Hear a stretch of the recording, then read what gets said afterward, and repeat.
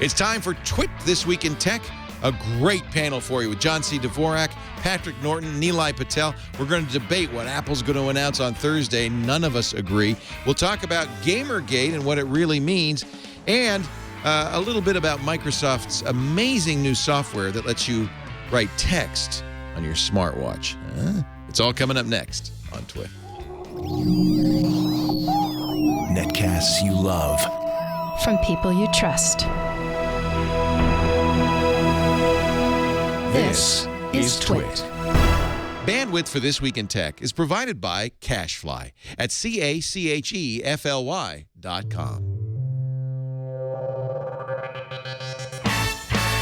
This is Twit, This Week in Tech, episode 479, recorded October 12th, 2014. I love saggy pants. This Week in Tech is brought to you by Stamps.com. Start using your time more effectively with Stamps.com. Use Stamps.com to buy and print real U.S. postage the instant you need it right from your desk. For our special offer, go to Stamps.com, click the microphone, and enter TWIT. That's Stamps.com, offer code TWIT. And by Citrix GoToMeeting, the powerfully simple way to meet with coworkers and clients from the convenience of your computer, smartphone, or tablet. Share the same screen and see each other face-to-face with HD video conferencing. Start your 30-day free trial of GoToMeeting today. Visit GoToMeeting.com, click the Try It Free button. And by Carbonite. Whether you have one computer at home or several at your small business, Carbonite backs up your files to the cloud automatically and continually. Plus, access your files anytime, anywhere with a free app. Start your free trial at Carbonite.com. No credit card required. And use the offer code TWIT to get 2 bonus months with purchase. And by Gazelle, the fast and simple way to sell your used gadgets. Find out what your used iPhone, iPad, or other Apple product is worth at Gazelle.com. It's time for Twit This Week in Tech. The show where we talk about the week's tech news. I started to do a pig call, I think, there. That's because we have from the middle of the country, Racine, Wisconsin, ladies and gentlemen, Mr. Nilay Patel. He has moved to the Big Apple, but he's always a Green Bay fan. It's always in his heart. Congratulations on the victory. Aaron 12, last minute. Good stuff. That's exciting. Yeah. And now you've got the Verge all to yourself. I am a tyrant.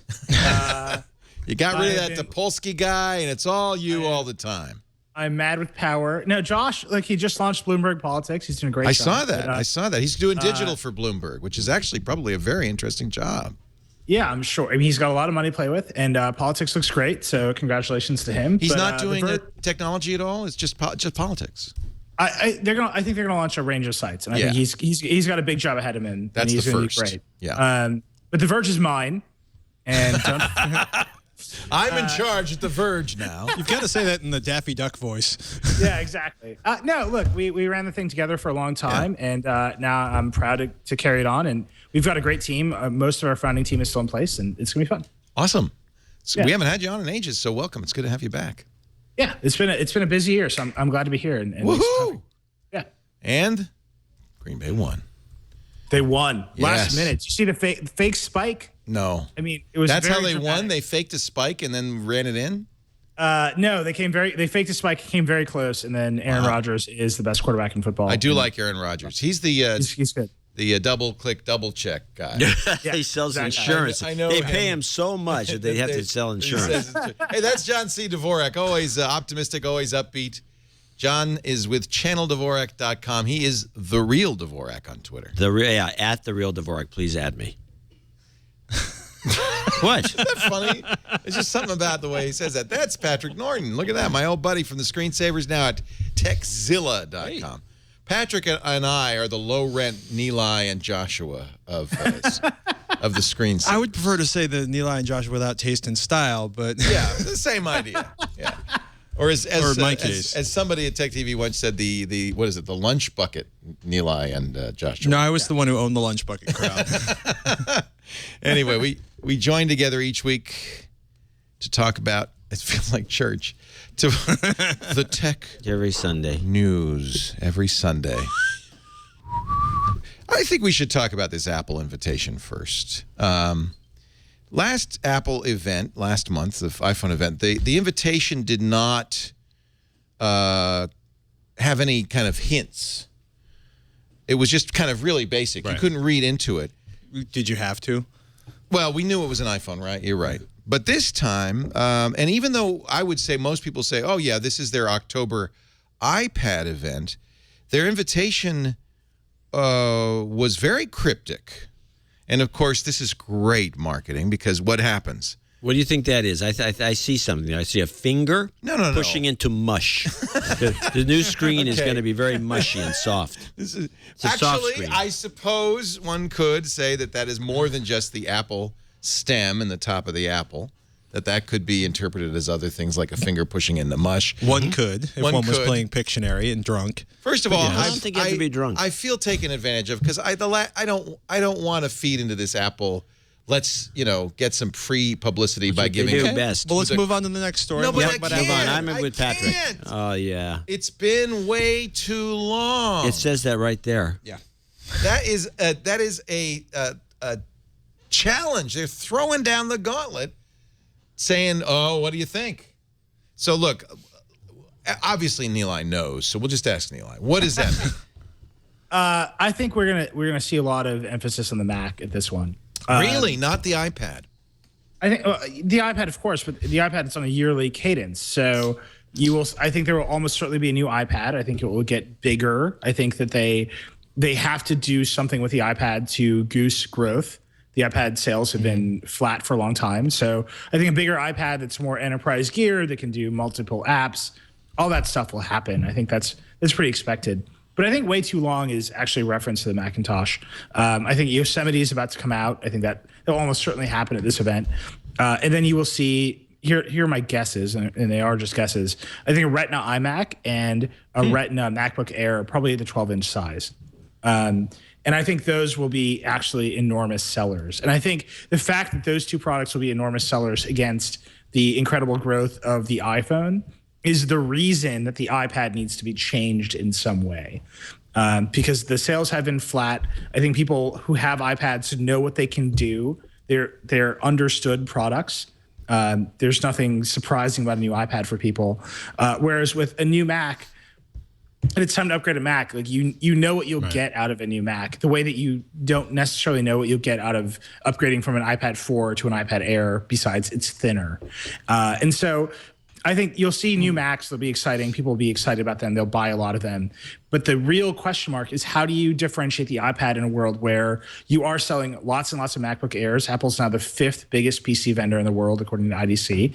And you are selling a gigantic iPhone that I have and I love, the 6 Plus, which is really creeping in on that iPad mini territory. So that the question mark is really, I think it's been way too long, is all about the Mac. They're going to come at the Mac with a lot of innovation, Apple's very excited about how well the Mac is doing right now. So I think they're going to come at that really hard. The question is really the iPad, and how do you start differentiating the iPad against these other two products? I think the main thing they're going to do here is they're going to roll out some touchscreen iMac, touchscreen Air. I think that's the mushy. That's the mushy thing. It does. I have to say, until you said that, I thought it was an apple. Oh, foolish me. It does, though, when you say it, it looks a little bit like something squishing in. I think I make a big deal out of it as though they invented it, and the next thing you know, they're going to sell a lot. All right, I'm going to tell you all what it is, but first let's have Patrick guess.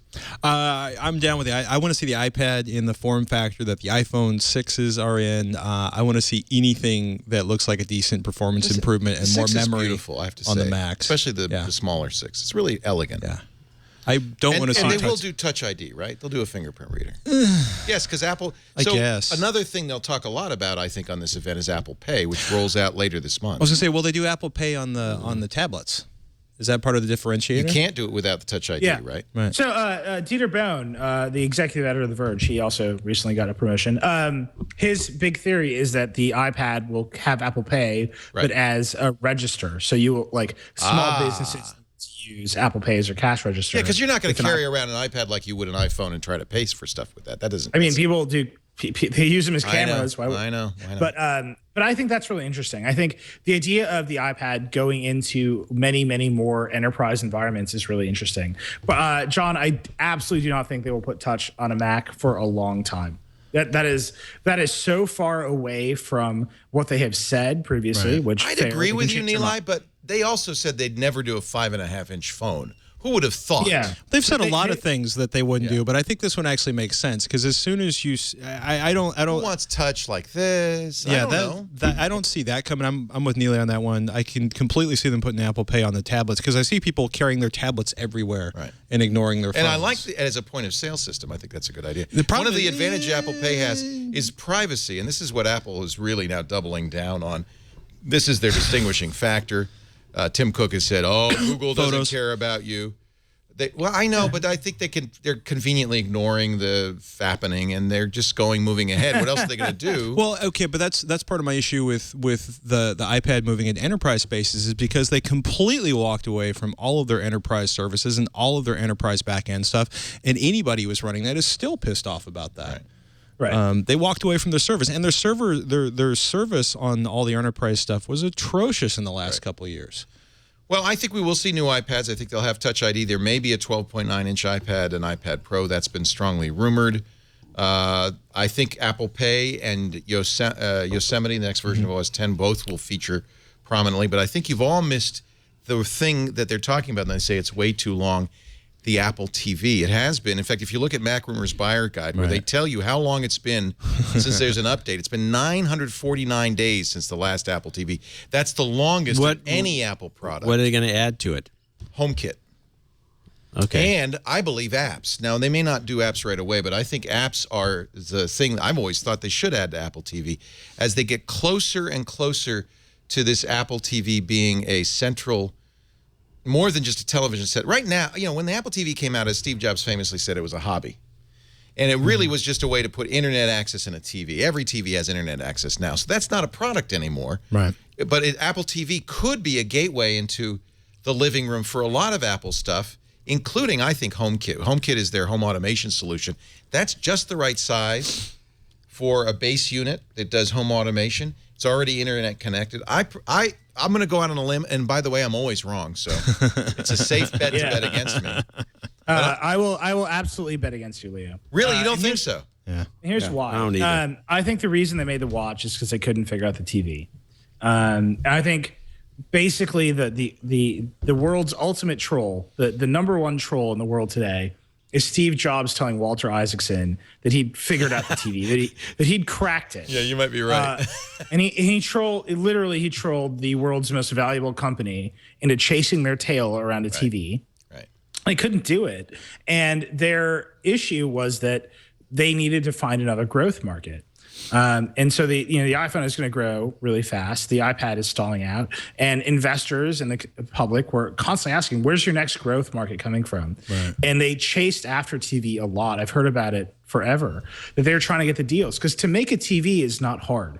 Samsung will tell you that it's not hard. Vizio will tell you that it's not hard. I don't mean to say LG they're will going to tell you make a it's not hard. television set. No, you're saying they're going to upgrade the little box. But they're going to make Apple TV Right, more capable. But this other thing that you're talking about, which is basically, you're saying HomeKit, the home connected automation. home. But what the rest of the industry will tell you is called the Internet of Things. Right. Because what you're really talking about is connected light switches.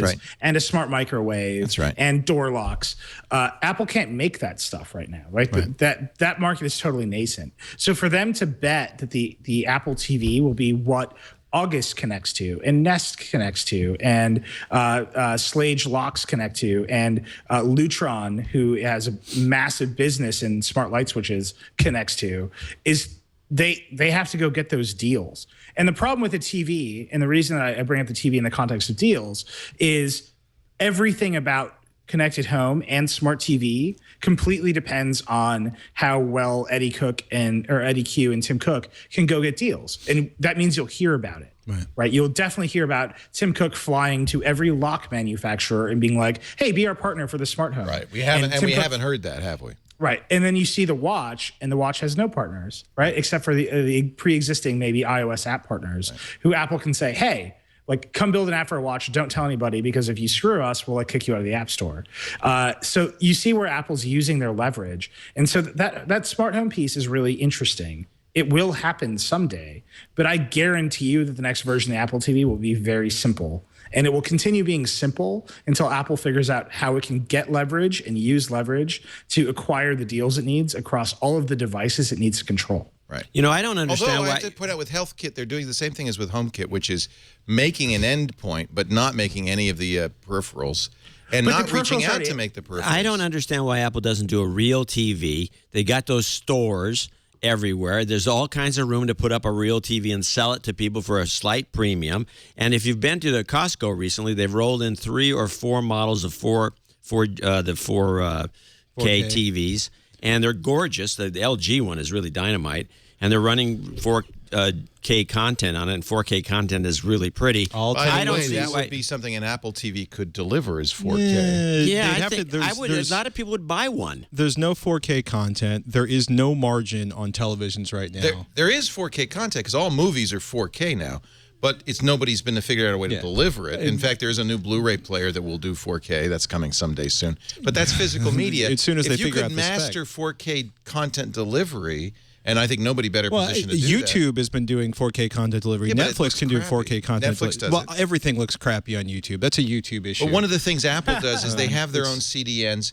Even when you're using Netflix on an Apple TV, you're actually getting it from Apple. But you're talking about even if you have extraordinary compression, you're still talking about something that can easily be 3 to 4 times the size of a 1080p file. So it's expensive. Yeah. It's expensive online delivery. It's huge streaming. It's basically huge sustained streams nobody wants to pay with. But more importantly, even if they do an extraordinary job, it's going to be enormously difficult for Apple to pull out any kind of margin that makes it justifying going into the television market. Nobody's making any money on television. They need to put something in these stores. It's bankrupting these companies. It's bankrupting Samsung and Samsung's damn near out of business. I understand. Well, I don't know about 60%. that. I think so. Here, I'll guarantee you that Apple doesn't make a TV for the next decade. Yeah, I think a TV set. I think you're right. TV set. And by the way, Mark Gurman would agree with you, Nilay Patel. He tweeted, so the Apple logo, this is interesting. I didn't realize this, but that Apple logo from the invite, if you look at it, is just a clip from the Mac 30th anniversary logo. And Johnny Ive's getting lazy. These things don't happen by accident. So I think maybe Mark Gurman, who's very knowledgeable from 9 to 5 Mac, and he's about 12 years old, but I'm not going to hold that against him. He's a smart kid. He is amazing. And I think that he agrees with you, Nilay. He thinks new Macs. I feel like Macs are not important to Apple at all. It's been very clear they don't really care about the Macintosh. They see mobile, they see phones, they see iPads. Well, that's a shame.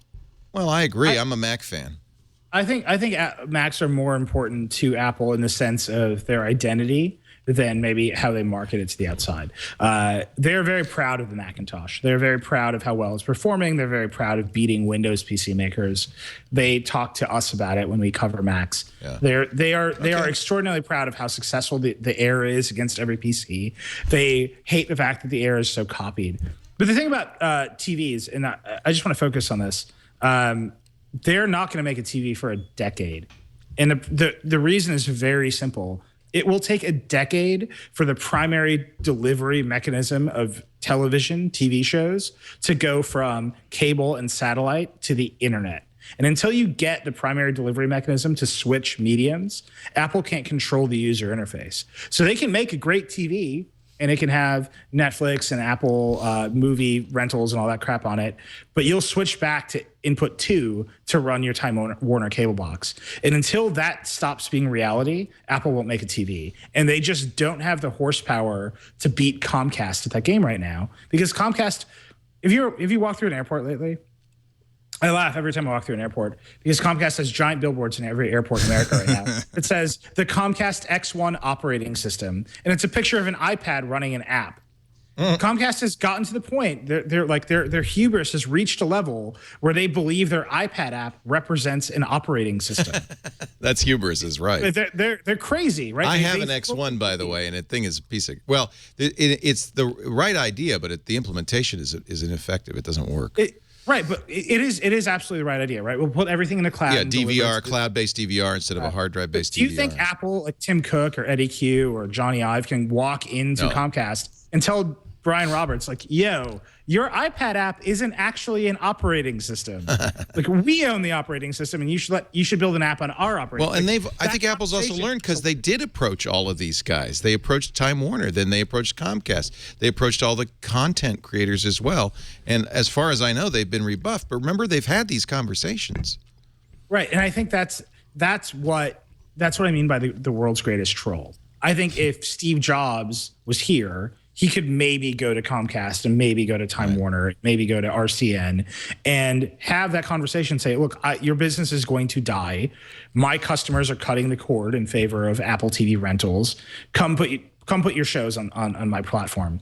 I don't think any of these other guys have that horsepower. And I think that you just won't see them build a TV until they can guarantee that the number one thing you do on that TV is use Apple services. And they cannot do that right now. And I will tell you, I don't think they can do it for a decade. Well, we'll find out Thursday, at least what Apple's got up its sleeve in the short term. We'll broadcast live starting at 9:30 a.m. Pacific, 12:30 Eastern time, live coverage of the Apple event, which they're going to stream again. So we look forward to the Chinese simultaneous translation. That'll be a lot of. Our live log was very popular because of the stream fail. So Apple took. Hardly rooting. Apple though went after you because they put a live blog in effect on their website, didn't they? They did. Yeah, they live blogged themselves. Yeah, and it crashed. It's hard to go after our. We've been doing it for a long time. Our core competency is the It's words. hard to go after what we have known for a long time. Yeah. And Apple, I think, had to stream it because to not do so would basically be capitulation. Like, never mind. We thought we could do this. We can't. No, they have to do it. And this time they have to do it right. And I imagine heads rolled after the last event, and new heads will prevail. Yeah. We're going to take a break. I do want to talk a little bit about Apple Pay. I want to talk about the sad story of a little sapphire company that listened and believed to Apple until the world changed out from under them. But we have more to talk about as well with Google and Samsung. We're going to talk about women and Facebook. We're going to talk about hackers. And we're going to talk about Nadella, aren't we? Satya Nadella. I almost didn't want to talk about that story. Well, why? Because I feel a great like it's story. It's hilarious. It's gotcha journalism. It's hilarious. He didn't. He got. You're anyway. defending him. Okay, I'm not going to defend him because what he said was not defensible. But I am going to defend him in the respect that I think he misspoke. I just lost $5. Thanks for nothing. It's gotcha journalism. Curry said I'd defend him. Yeah. A nitwit. It's time to talk a little bit about Stamps.com. Really, why would I defend him? Just talk about the nice sponsor. Defend him. Save the drama for later. I'll defend him, and then you can win your $5. I want half. No. The $5 is done because he said you'd defend him. Oh, okay. All right. Our show today brought to you by Stamps.com. You do not want to go to. Did he say this? You do not want to go to the post office anymore. Nothing wrong with it. I like the post office. He likes the post office. Who doesn't? I mean, the post office brings us cool stuff.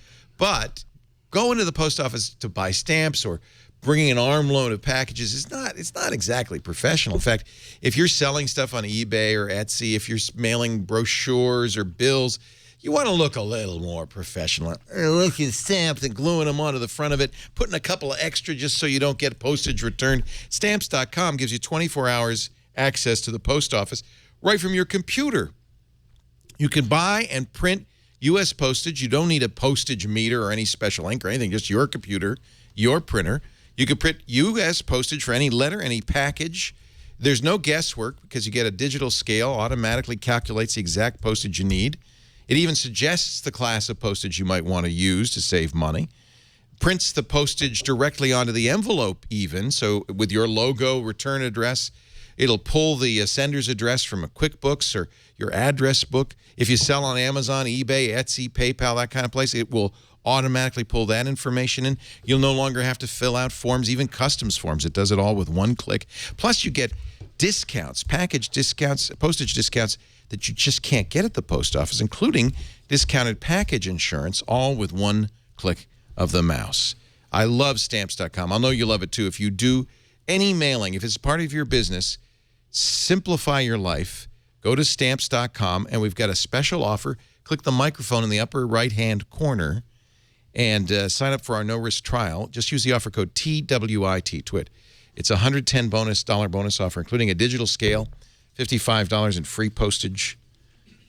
Really a great deal. And, of course, a month at Stamps.com. Stamps.com, click the microphone, use the offer code TWIT, and stop going to the post office. I think Apple Pay is an intriguing play. We've heard now that Walgreens, according to an internal memo, is planning to launch Apple Pay October 18th. That's this Saturday. Yeah. We know that because of the new laws, chip and PIN or PIN and signature will be required sometime next year. Visa and MasterCard both say by October of next year will be all chip and PIN. Chip and PIN. That means stores have to buy a new thing for Chip the and pinner. PIN. Yeah. So when they're buying it, they're going to say, well, does it do Apple Pay? Does it do, and I hope they'll say, does it do Google Wallet? Because I want to see more than just Apple. Mostly what they're going to say is, how do I avoid buying a new machine? That's the first thing they'll say. Well, you know, I think the Congress thought about that because one of the things that's in this bill says that regarding fraud, you know, right now, I guess who's responsible for fraud? Not the consumer, the bank. Probably, essentially the credit card issue. The credit card issue. Everything over. Bank. Yeah. So they've changed that so that whoever has the least technology pays. And really, this is the banking industry going to the congressman, because what that means is if the merchant doesn't upgrade to modern chip and PIN technology, they're liable for losses incurred. If you stick with the signature, which is, I think if you're a small business, that's a bit of a hurdle. Well, the problem is it hasn't really been the signature and the small-scale fraud that we're like, you know, Mr. Laporte, we hope you've enjoyed your meal. Can you, and you hand me your credit card and I wander off and I do dupes in the back, or I write the information down and the code. Although off the that back. happens. It happens, but I'm not particularly worried about, you know, the waiter, you know, at the restaurant grabbing my credit card. What I'm irritated by at this point is that I'm basically going to go through a second credit card replacement in 6 months because Target got hacked, and now Home Depot has been hacked. Well, that's a big cost to them. Well, it's a big cost. It's half of all credit card fraud is in the U.S. Because we don't have a secure system. Right. Because nobody and we wants don't care because we're not as consumers, we're not No, they make up for it in the 18+% interest. Right. They don't care either, do they? No, they don't. I care because I had to go through and update my number for every single auto pay system in every account I had. I know. And that probably took me about 7 hours. So the way Apple Pay works, they don't actually even long. get a credit card or even information about who you are. They just get a token that says, we as Visa guarantee this payment. And that's nice. The merchant doesn't hold your stuff. And with all these breaches at Target and Home Depot, that sounds like a good thing to consumers, I would guess. I think with Apple, Apple's very good at designing systems. They're very good at knowing the right thing to do and the right way to build things, and knowing that they have to depend on other people to build the right parts of the thing. So they've gone to Visa, they've gone to Chase, they've done all the right things in the back end. The problem with Apple right now is that they seem to be not very good at writing software. Yeah, you know, I've been using iOS 8, and I might be tempted to agree with you there. Right. I mean, they launched iOS 8. It was super buggy. They launched Swift, their new programming language. Developers are up in arms. HealthKit didn't work. They had to retract all the HealthKit apps. They put out an update to iOS 8 that destroyed the functionality of making a phone call. But only for 40,000 phones. Only 40,000. I mean, it's fair. It's 40,000 people, but, you know, a small percentage. But at this point, the question with Apple is, can they launch a software product at this scale without screwing it up? And it's actually kind of a fair question to ask in a way that has never been true of Apple in the past. And I think that will be the thing about Apple Pay. If they do it right, what they've got is a lot of people who excitedly upgraded to a new iPhone. I will say I think iPhone 6 and 6 Plus sales will be off the charts because changing the form factor, giving people a bigger screen was very exciting. Everybody I know has an iPhone 6 now. There's been no 6 pause. or 6 Plus? A lot of 6s, a handful of 6 Pluses. I personally think the 6 Plus is the one true iPhone. That's me. I think next But you're also a Green Bay Packers fan, so your judgment may be suspect. Look, I pick winners, Leo. Why aren't you rooting for the Niners then, or maybe Seattle, team that actually do win? Yeah, in we'll any see case. Yeah, sorry. In any case. Sorry. I actually look at the 6 Plus and feel like it's kind of too big, but anyway, you know, it's a personal choice. That's fine. But my point is, if they do it right, what they'll do is they will flip on a payment system that's inbuilt to this massive installed base, and they'll win. They will just win. Everybody with an iPhone will start demanding to use this new feature. But everybody with an iPhone is only half of the universe in the United States, and less elsewhere. Yeah, but they're a powerful half of the universe with a lot of money to spend and a lot of loud voices to use in a way that HTC can't do with the next HTC One, or even actually Google can't can't do. Yeah. Although Walgreens has had Google Wallet tap to pay for a while, as has Starbucks, as has McDonald's. I mean, that's been around. I'm sticking with cash. Right. It's secure. Yeah. Well, it's anonymous. It's anonymous. It's a nice secure. side effect. It's kind of secure unless somebody points a gun in your face. Well, I've never had that happen. I'm pretty old too. It's never happened to me ever. Me neither. Me neither. Me neither. It's an interesting fear, but it doesn't seem to. It happens, though. I suppose it does. Yeah. Yeah, it's happened. You don't know anybody who's I've ever heard been robbed? people have been hit by lightning bolts too. You don't know anybody who's ever been robbed? Yes. But with a gun to their head, straight to their head. No, I went to high school. Or We went both to know college. somebody who was robbed of gunpoint of his laptop at Tech TV. I knew people. I also went to college in New right York outside City Tech before they cleaned it up. So That I knew lots sounds of people right. that got robbed. I have a question. If Google Pay, not Google Wallet, Apple Pay. If Apple Pay works, does Apple have to open that up for it to be effective? They're already planning on. No, they're already doing it. So they'll open it up at a cut. So the demo at the last event was Uber saying you don't need an Uber account. Right. You can just use Apple Pay and get a car. I guess I But mean, not open it up to Android devices. And, yeah. Yeah, it sounds like a lawsuit waiting to happen. If you ask me, Why would they? I mean, isn't that a selling point for an iPhone? Isn't that one of their many selling points? Like you can only pay with an iPhone. I don't know. It's a selling point in that it's a selling point in that no other platform, in Android, you have to think about it as being a collection of platforms built on top of a platform. Right. So it's a selling point in that Samsung's platform won't offer you the scale of Apple's platform. And they'll always be able to LG's say, platform. and only we support Touch ID. Right. Which is great. Samsung has a fingerprint reader, and I'm sure Google will put out a fingerprint reader. Yeah. And They don't work as well, though, because Apple owns doesn't Apple own the fundamental technology that actually works? They bought that company and Authentic. I think there are many ways been to a build lot of technology those. that works. Apple's Apple's the only fingerprint reader I've ever used that actually seems fairly reliable. You should try a ThinkPad. Are they pretty good now? Yeah. Oh yeah, no. ThinkPad fingerprint readers to log into Windows have been great for like a decade. Yeah. Right? It's shrinking the technology and making the software work. I mean, Samsung's fingerprint reader is like it's a garbage fire, right? It's awful. But like I thought that's what I was saying, really, which is that Apple's got it. But Lenovo's on Windows is wonderful. I mean, the core technology is there. Okay. Apple's skill is integrating it better than everybody. Okay. What about GT Sapphire? I feel kind of bad for these guys. They they kind of built up their business hoping they'd be making a lot of Sapphire screens for Apple. Apple apparently reneged after investing $800 million in the company. And the Chapter 11 for GT Advanced Tech. In fact, they want to close the Sapphire factory. Well, my understanding was that they were never scaling on the Sapphire the way they wanted to. It was their fault. I don't know. I guess if the technology didn't work, Feels like one of the it could be. Yeah, I guess we don't know, do we? It feels like one of those things where Apple said, "Yeah, we'll buy a lot of Sapphire." No, never mind. And that happens, right? There's nothing. Right. They don't have any. They gave them a lot of money. Yeah. I don't know. But yeah, this did not. You're right. It could be that the product just didn't work. But literally, like here's the line I was looking for. Basically, many had expected Sapphire to feature as part of the iPhone 6. This did not materialize. Right. Apparently, due to low yields of the material. Okay. Then it's GT's fault. You know, Well, it's only their fault if Apple said we're going to buy it when you make it. I mean, Right. well, if there's no way If it to works, right? If they can't make enough Sapphire big enough to make screens for the new phone, then they can't supply the Sapphire screens for the new phones. Right. So, they may have bet big and then failed hard, I think is Right. what it sounded like. Right.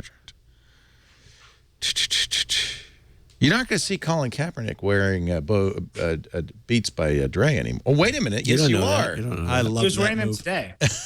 He got a $10,000 fine last week. Yeah, it's paid for Yeah. by Beats. It's cheap advertising. They asked him, who pays for this? And he said, let's not talk about that. Beats is clearly paying the fines. There are at least 3 or 4 players wearing them today.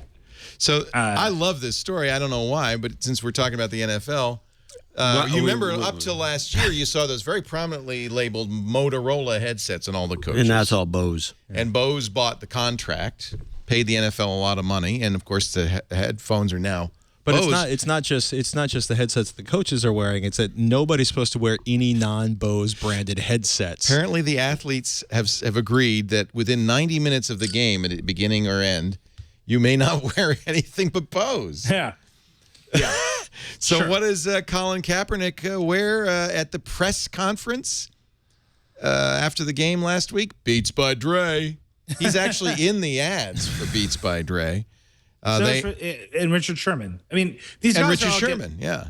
This is great publicity for Beats. I guarantee you Beats is paying the money for these. I can imagine the call. Hey, Colin, you know that $10,000 fine? Just don't worry about it. Wear the headphones. Well, look at what it costs for a 1 minute ad in any football game. It's a lot nothing. less than $10,000. And it's a lot better than an ad because Colin Kaepernick and says, now I'm we're not wearing talking about Bose. I love my Beats. Yeah. I'll pay $10,000 to keep using my Beats. If they fine him $250,000, that'll stop it. and And here's the thing. And you're talking about it, and I guarantee you on Sports Center they'll talk about it. Right. And this And is they already terrific did. advertising for Beats. And they both pretty much sound like crap compared to any decent set of headphones. Isn't that They ironic? sure do, don't they? Yeah. They're very I mean, I would imagine these Bose that they're giving. By the way, every NFL player got a pair of Bose headphones, obviously. And I would imagine they'd sound at least as good as the Beats. But you know what? They don't look as good as the Beats. They don't have that style. They don't. Sure, really, they're just cans. Just cans, man. They don't even look that great. And if you have a multi-million-dollar endorsement deal with Beats, They look as great. Kaepernick and Sherman do, I would imagine you would just say, yeah, I don't think so. Yeah, that Richard Sherman Beats ad from last year before the Super Bowl is, I think, one of the best sort of sports tech pop culture crossover ads in history. Did they do the same thing they did with Kaepernick, which is like everybody yelling at him and mad at him, and he doesn't hear it because he's got... Yeah, but for Kaepernick's like, he's the hero, he's the Right. quarterback. Right. The Sherman ad came right after Sherman was like screaming at ESPN. Right. At Michael Crabtree and like, Right. The weird racist thing that we do where we talk about angry black people being thugs, like happened. Yeah. And then, the ad is him like listening to that and then putting on the headphones and then like a day later winning the Super Bowl. And I thought that was just wonderful. I love this ad. The tagline is "Hear what you want." Right. And so It's Sherman's perfect. getting grilled by the press in the locker room. He's got his Beats, and at some point he just goes, Yep. "Yeah, that's enough. I'm gonna put on my anybody. It headphones." motivates. That is a great. These are great ads. Yeah. There's nobody. They're well done. Now, is this Apple now? I mean, this is. No, this at the time this was just Beats. Still right? Beats. I think. Yeah. And I think But this is what when Apple Beats pays Kaepernick's $10,000 fine, is it Apple? It's got to be. They It's own Apple. them. Yeah, now it's Apple, yeah. But I think this is what Apple bought was this level of cool and this level being plugged into the culture. Right. Whereas Apple used to be the company that sort of defined like a broad what's on your iPod kind of culture. But what they're plugged into now is like actually like technology it's literally on this guy's head, right? Like Right. he's a superstar, he's an athlete, he's living this life. And he's wearing this stuff on his head, and Apple's now part of that conversation in a way that they weren't previously before. Right. But are they gonna? You know, how are after- they gonna do that? How do they make It this seems Apple? to me that with the Ray Rice situation and beating women, that Oh, Beats come is not a on. really good name for It's anything. the beat of the drum. I'm just saying there's a connection here. So That thank you I chat room. think- That's from the chat room. Yeah, I'm not I surprised. appreciate the humor. What about beating women? Yeah. They're I writing think my material. What? I think that's a terrible joke. And the everyone Sherman should forget it. Anti-Bose Act. What about that? How do they stop? Will you stop with the chat? How do you convert this though to Apple? I mean, yes, Beats has that brand. You don't. Oh, who cares? You basically. I think you can't. I don't think it matters. It's just a consumer Well, brand. it's Well, it funny, does right? Because matter. I mean, they're pulling. why does it they're matter? pulling It doesn't Bose. matter. They're pulling Bose out of the Apple Store. Yes. Yep. They're All pulling- the Bose is gone. And that may be just as an irritation with the fight over the Beats headphones, but they're pulling Bose out of the Apple Store, and they probably let Beats do what Beats does best and try to be as hands off with that as possible. And just make money on the Beats sales and not worry about integrating it with the Or Apple maybe you'll brand. start seeing a lot of sponsorships where basically maybe people that were using other phones are using their Beats headphones with an With iPhone an 6, iPhone. and they're holding the iPhone 6 up as prominently as they are the Beat headphones. I find when you Yeah, go on an airplane, you got some guy with these big cans on. I think it looks stupid. You ever go in the airplane and some guy's got his little phone, he's playing music, he's got these huge cans on his head. You're one of them? You wearing big old? Yeah. You too? Biodynamics DT880s, John. yeah. Oh, brother. John, Oh, Okay. I love those biodynamics. just Oh, yeah. Walk away from this conversation, dude. I think you're sitting at the wrong table. Jeez, I'm at the wrong table for sure. Walk across the door and just open the door and then walk through the door and close the door and never look back. I'm telling you, this is a thing that we don't understand as people who talk about consumer technology, because what we're actually talking about is fashion and personal expression. And those things they work on different levels than how we assume. What you are saying is, I hate people who wear baggy jeans. What you're saying is, I hate people who wear NFL T-shirts to the bar. That's bullshit. Nobody's saying No, that. it is absolutely the same. No, it is the same. No, it's conversation. not. Yes, it is. No, it's not. And if It's you actually don't the see exact it- I wear noise canceling headsets. I just don't like these big giant cans. This doesn't mean I don't like baggy pants, or I do like baggy pants. I resent that. But no, you're saying it's the same category. You're wearing. I didn't jeans say right anything now. about categories. I'm You're full of wearing- shit. No, you're saying I like this kind. I wear this thing, and I think those. No, are no, useful no, no, no. Because they have this function, but these. You're other stereotyping. people who are Actually, wearing- though- I'm not stereotyping at all. You're I'm stereotyping. saying that you are saying I hate these people who wear cans. I never said. I said I don't like going on the But wait a minute. on an airplane and seeing a bunch of people with big cans. Do you like Why? people who wear Why? saggy pants? I just think That's ridiculous. I love saggy pants, especially on you, Leo. That's all I'm saying. You are looking at people who are making stylistic decisions and fashion decisions. Hey, so I can't and say I don't evaluating like them. that. I have to agree that. No, oh, he's making a wearing fashion stylish. decision. But what you are, Or are you kidding me? but you're making a decision. But the point, I think Nilay makes a good point, which is, He's making a good point. He's This calling is- me a racist. no, he's not calling you anything. He's pointing out, and I think this You is. just see. Here's what I said. I said, walk through the door, close it, and don't look back. Keep looking Why? back. Why? Because I'm a racist? Keep looking at it. You have Keep a lot of looking at that nerve. door. I do have a lot of nerve because I'm right and you're wrong. Okay, It's that an ends easy it. argument for me to win. I do think, though, it's very interesting to watch companies, and Apple really is at the forefront of this. Technology companies realize that marketing is a very different business in the 2010s, and that it isn't really about speeds and feeds, bits and bytes. It's about style and fashion, and something that really has nothing to do with technology. Is that what you're saying, kind of, Nilay? Absolutely. I think the technology is it's evaporated, right? And John we're and not I talking come about- from the speed and feed side of the fence. Well, I mean, the I don't even problem know what is, that means.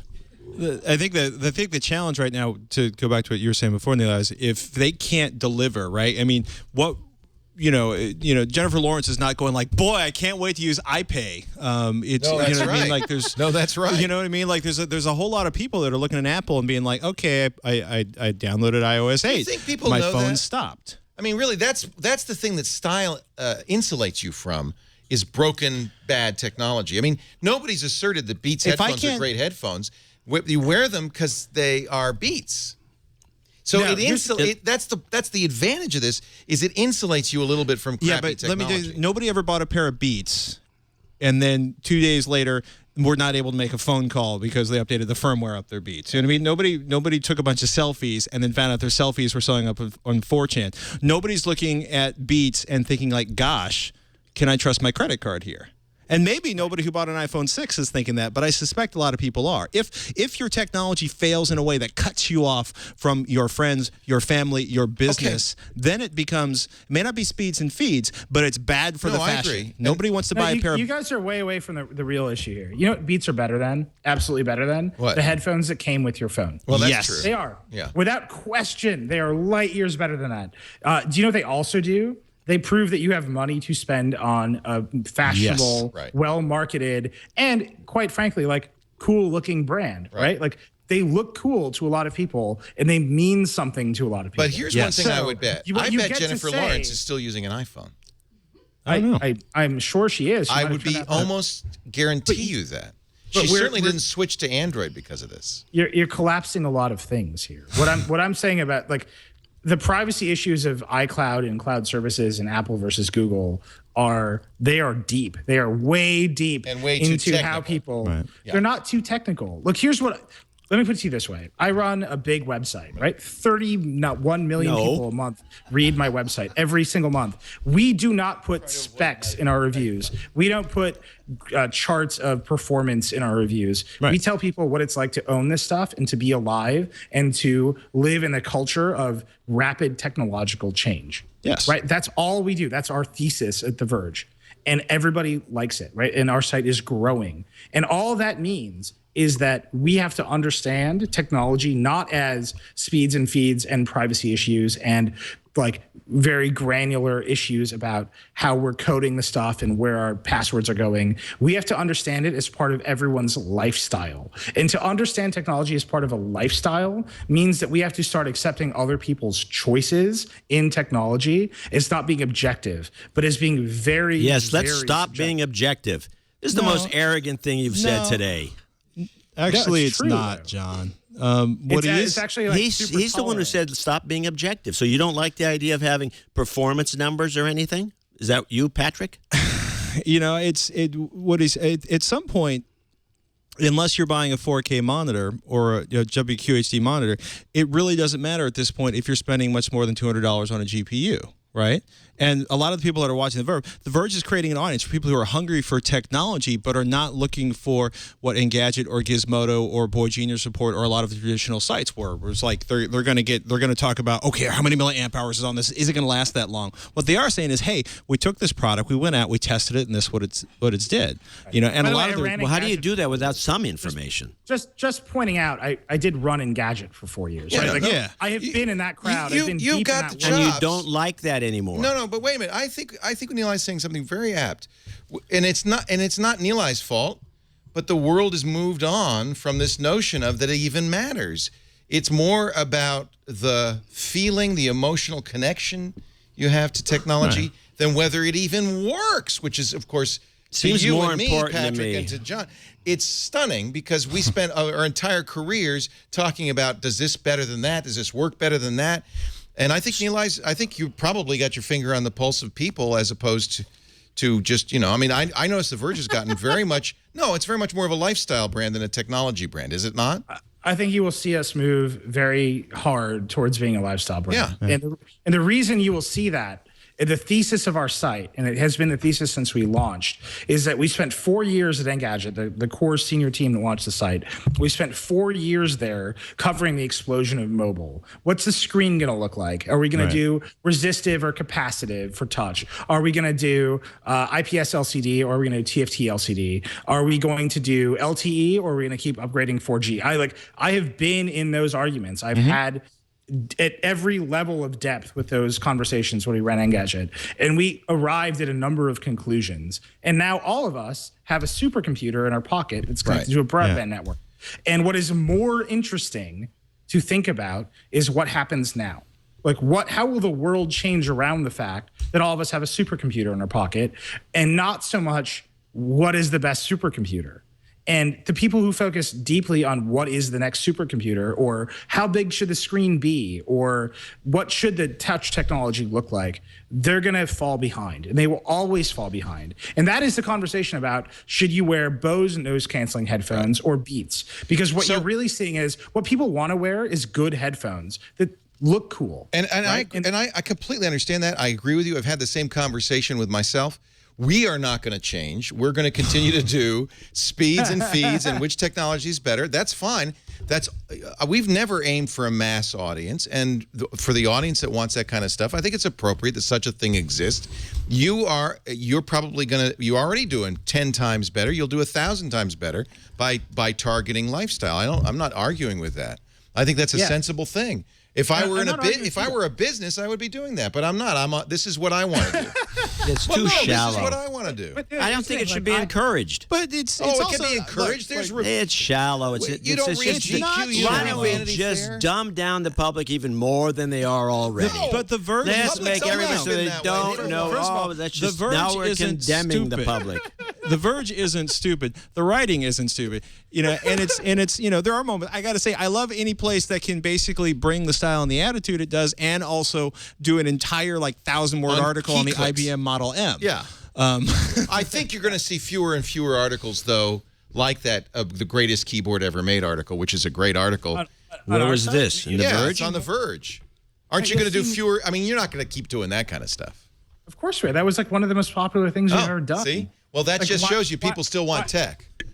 They love tech. What people love is their lives. What the people love is us connecting their lives to the bigger story of the world. And that's all we have to do. So here's this keyboard that you've sat in front of for 10 years at your data entry job in Kansas. Got it. I've got a whole story about that to tell you, and I've got a whole culture to connect you to. Yeah, people are into that. Yeah. What they're not into is here's us going to Qualcomm's factory to talk to one engineer about the next generation of LTE modems. That's okay. Because we'll do that. You don't have to do that. You'll do that. There'll always be somebody to do that. And you know what? Just like Hi-Fi Magazine got dwindled down to a very small group of people who were interested in that, and Rolling Stone took off because it wasn't anymore about RMS wattage.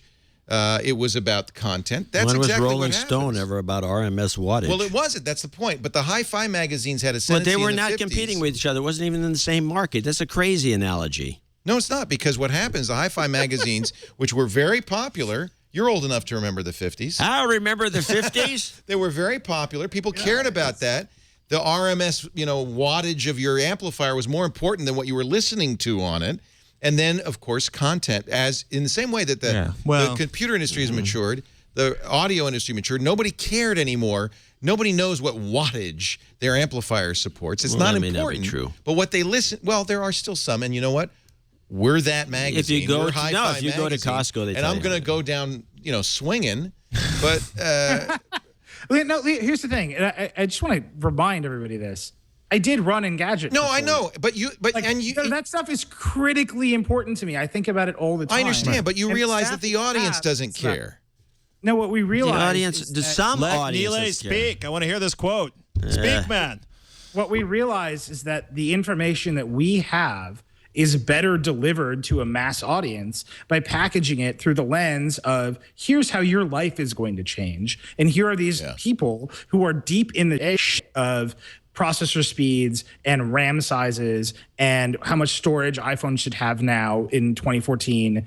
Apple, what are you doing at 8 gigs? We understand those parts of it, but what we're really going to tell you about is how your life will change when you spend $500 on a new iPhone. Right.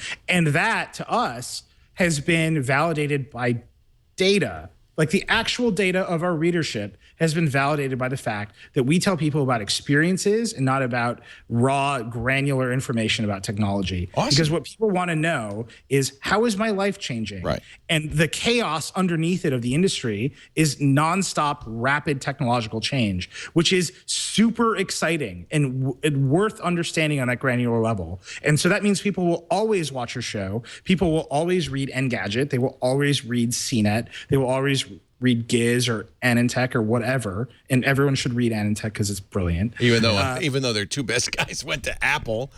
Hey, I told Anand, like, I'll buy your site anytime you want. I said that to him for 5 years. He wasn't. Oh having it. man, that killed But me. here's what I know: the bigger audience, the world, you would rather have me telling those stories to the story. Oh, about I how the agree. world changed. Than that Then- nitwit on CNN. I agree 100%. Right, or Vanity Fair or Right. whatever. So our mission is to bring up the tech press to the lifestyle side instead of watching the lifestyle side of the world try desperately to understand the technology. Completely agree with you. And I guarantee you that we will win that fight. I completely agree with you.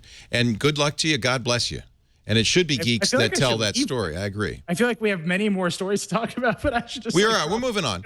But but I think that's an important point to make. I think it's a good discussion. And I'm going to continue to do what we do. I like doing hardcore tech. This Week in Computer Hardware is an awesome show. And Patrick and Ryan do that. And boy, you get nitty gritty. Yeah. And that's great stuff. But a lot of it also is, and especially in the last decade, people want to know more about, if Do you think people want more of that? No, I think no. The people want more.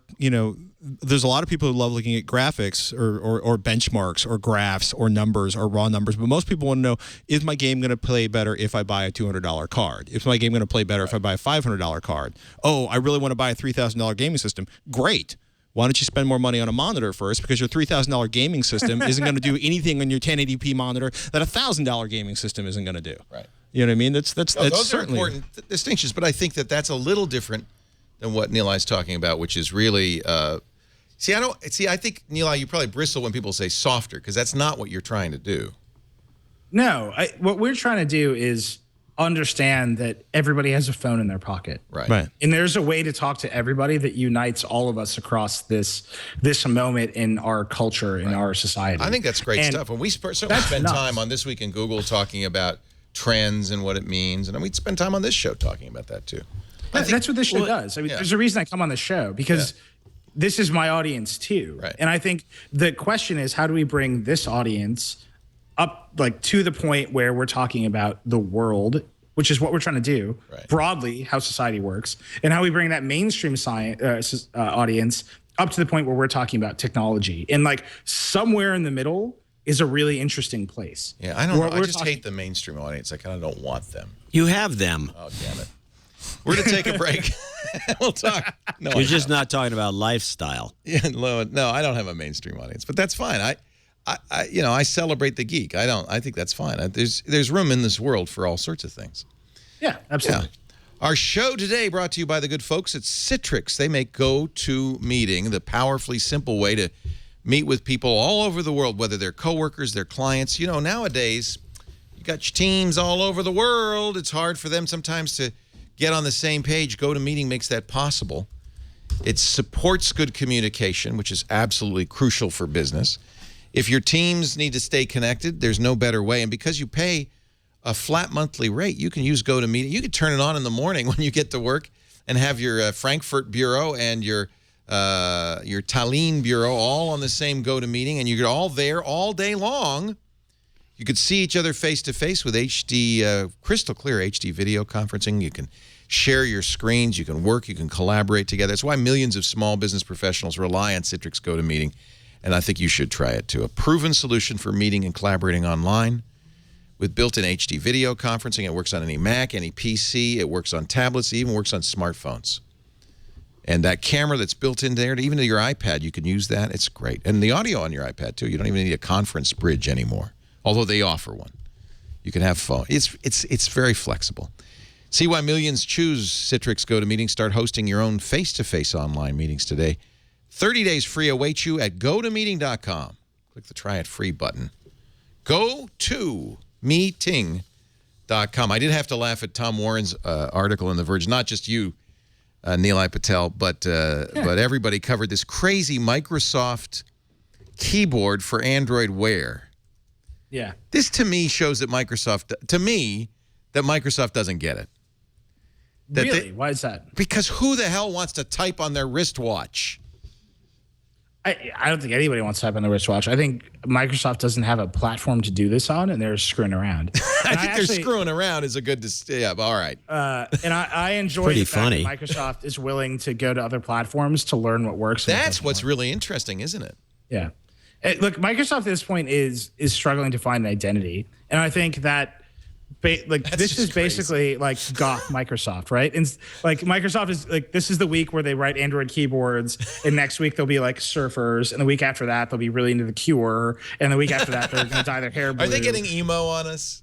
Yeah, like Microsoft is learning what it wants to be when it grows up. Yeah. They don't know. I respect Nadella because he has said, we are not the Windows company, and we are not tied to the PC platform. And it's a devices and services company across all platforms. They it's released just where Office most of the money iPad. is coming from. Well, yeah, all the money. That's Android an issue. Keyboards. That's it. Okay, you're right. They're trying to figure out what they want to be when they grow up. All right. Yeah. No, it's fine. I'm happy for them. I think Nadella has bigger problem. Like I am. Like, all right, let's talk about Nadella's gaffe. So I don't know. You tell me. What happened, John? He said women have superpowers and shouldn't ask for a raise. He said that it's a mistake to ask for. You know what? Let's read the quote, because I think that's one problem. Is that the funny thing is just the day before this, I was down at Adobe Max, and he was up there on the stage with the head of Adobe. And every time I've seen Nadella, he just does not look presentable. He's like a CEO he's got these, here we go again, mediocre looking jeans and a kind of a black tight fit. No, they don't sag that I know of. I didn't see I wasn't looking at his butt. So he was being interviewed. He was at an event for women in computing. So the first man to give a keynote at that event, by the way. He says, when asked about his advice to women who are uncomfortable requesting a raise, he says it's not really about asking for the raise, but knowing and having faith that the system will actually give you the right raises as you go along. Yeah, that's a winner. Well, he may be wrong on that.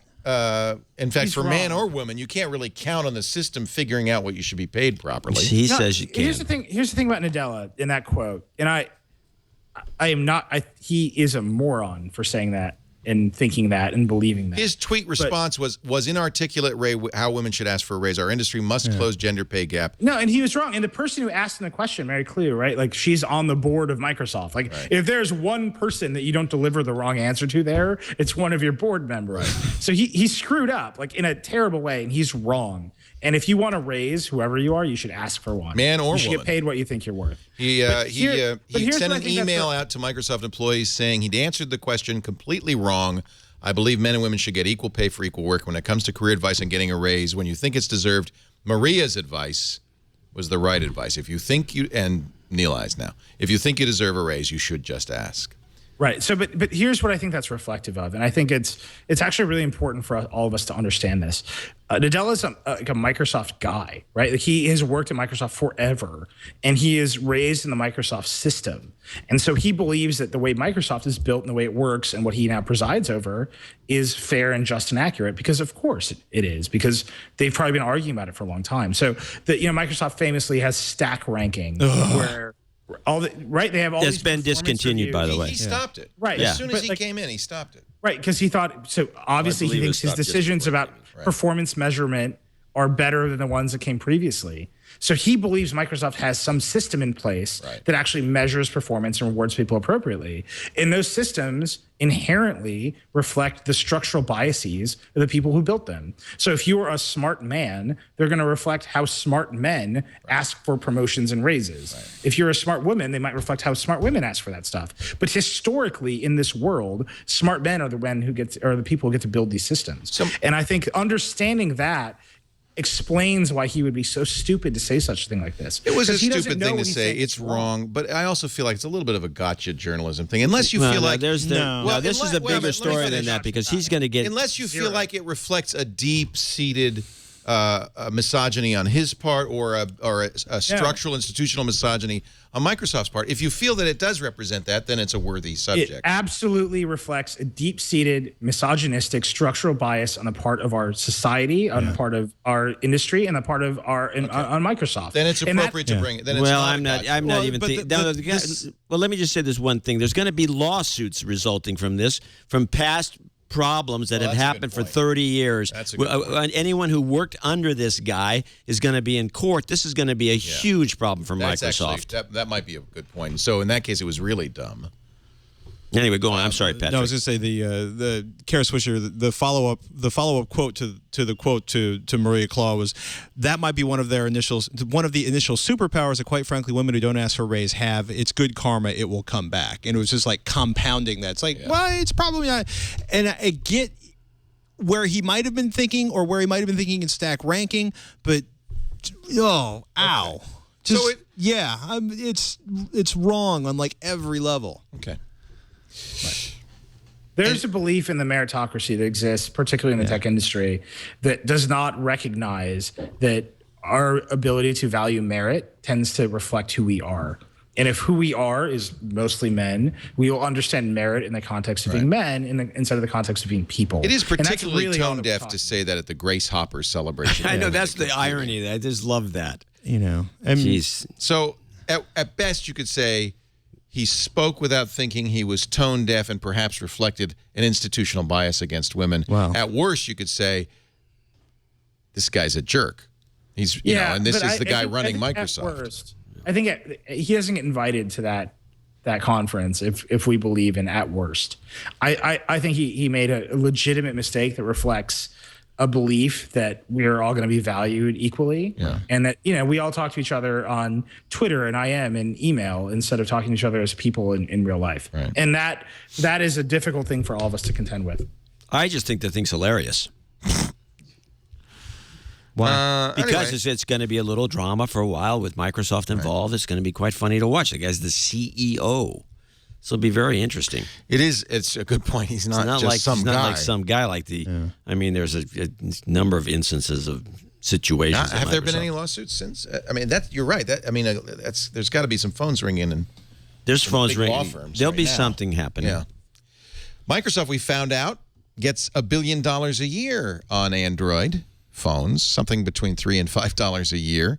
This as a result of litigation. Microsoft sued Samsung, saying you owe us you owe us interest. What was it? $3.5 million in interest. No, but $3.5 billion.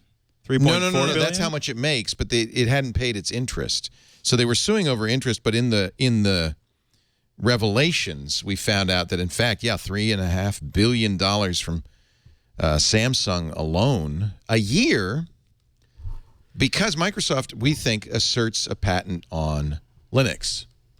Oh, this again. Well, that's what this is. I mean, it's not clear, but they never bring out these patents to show anyone. Yeah, they always stop before that happens.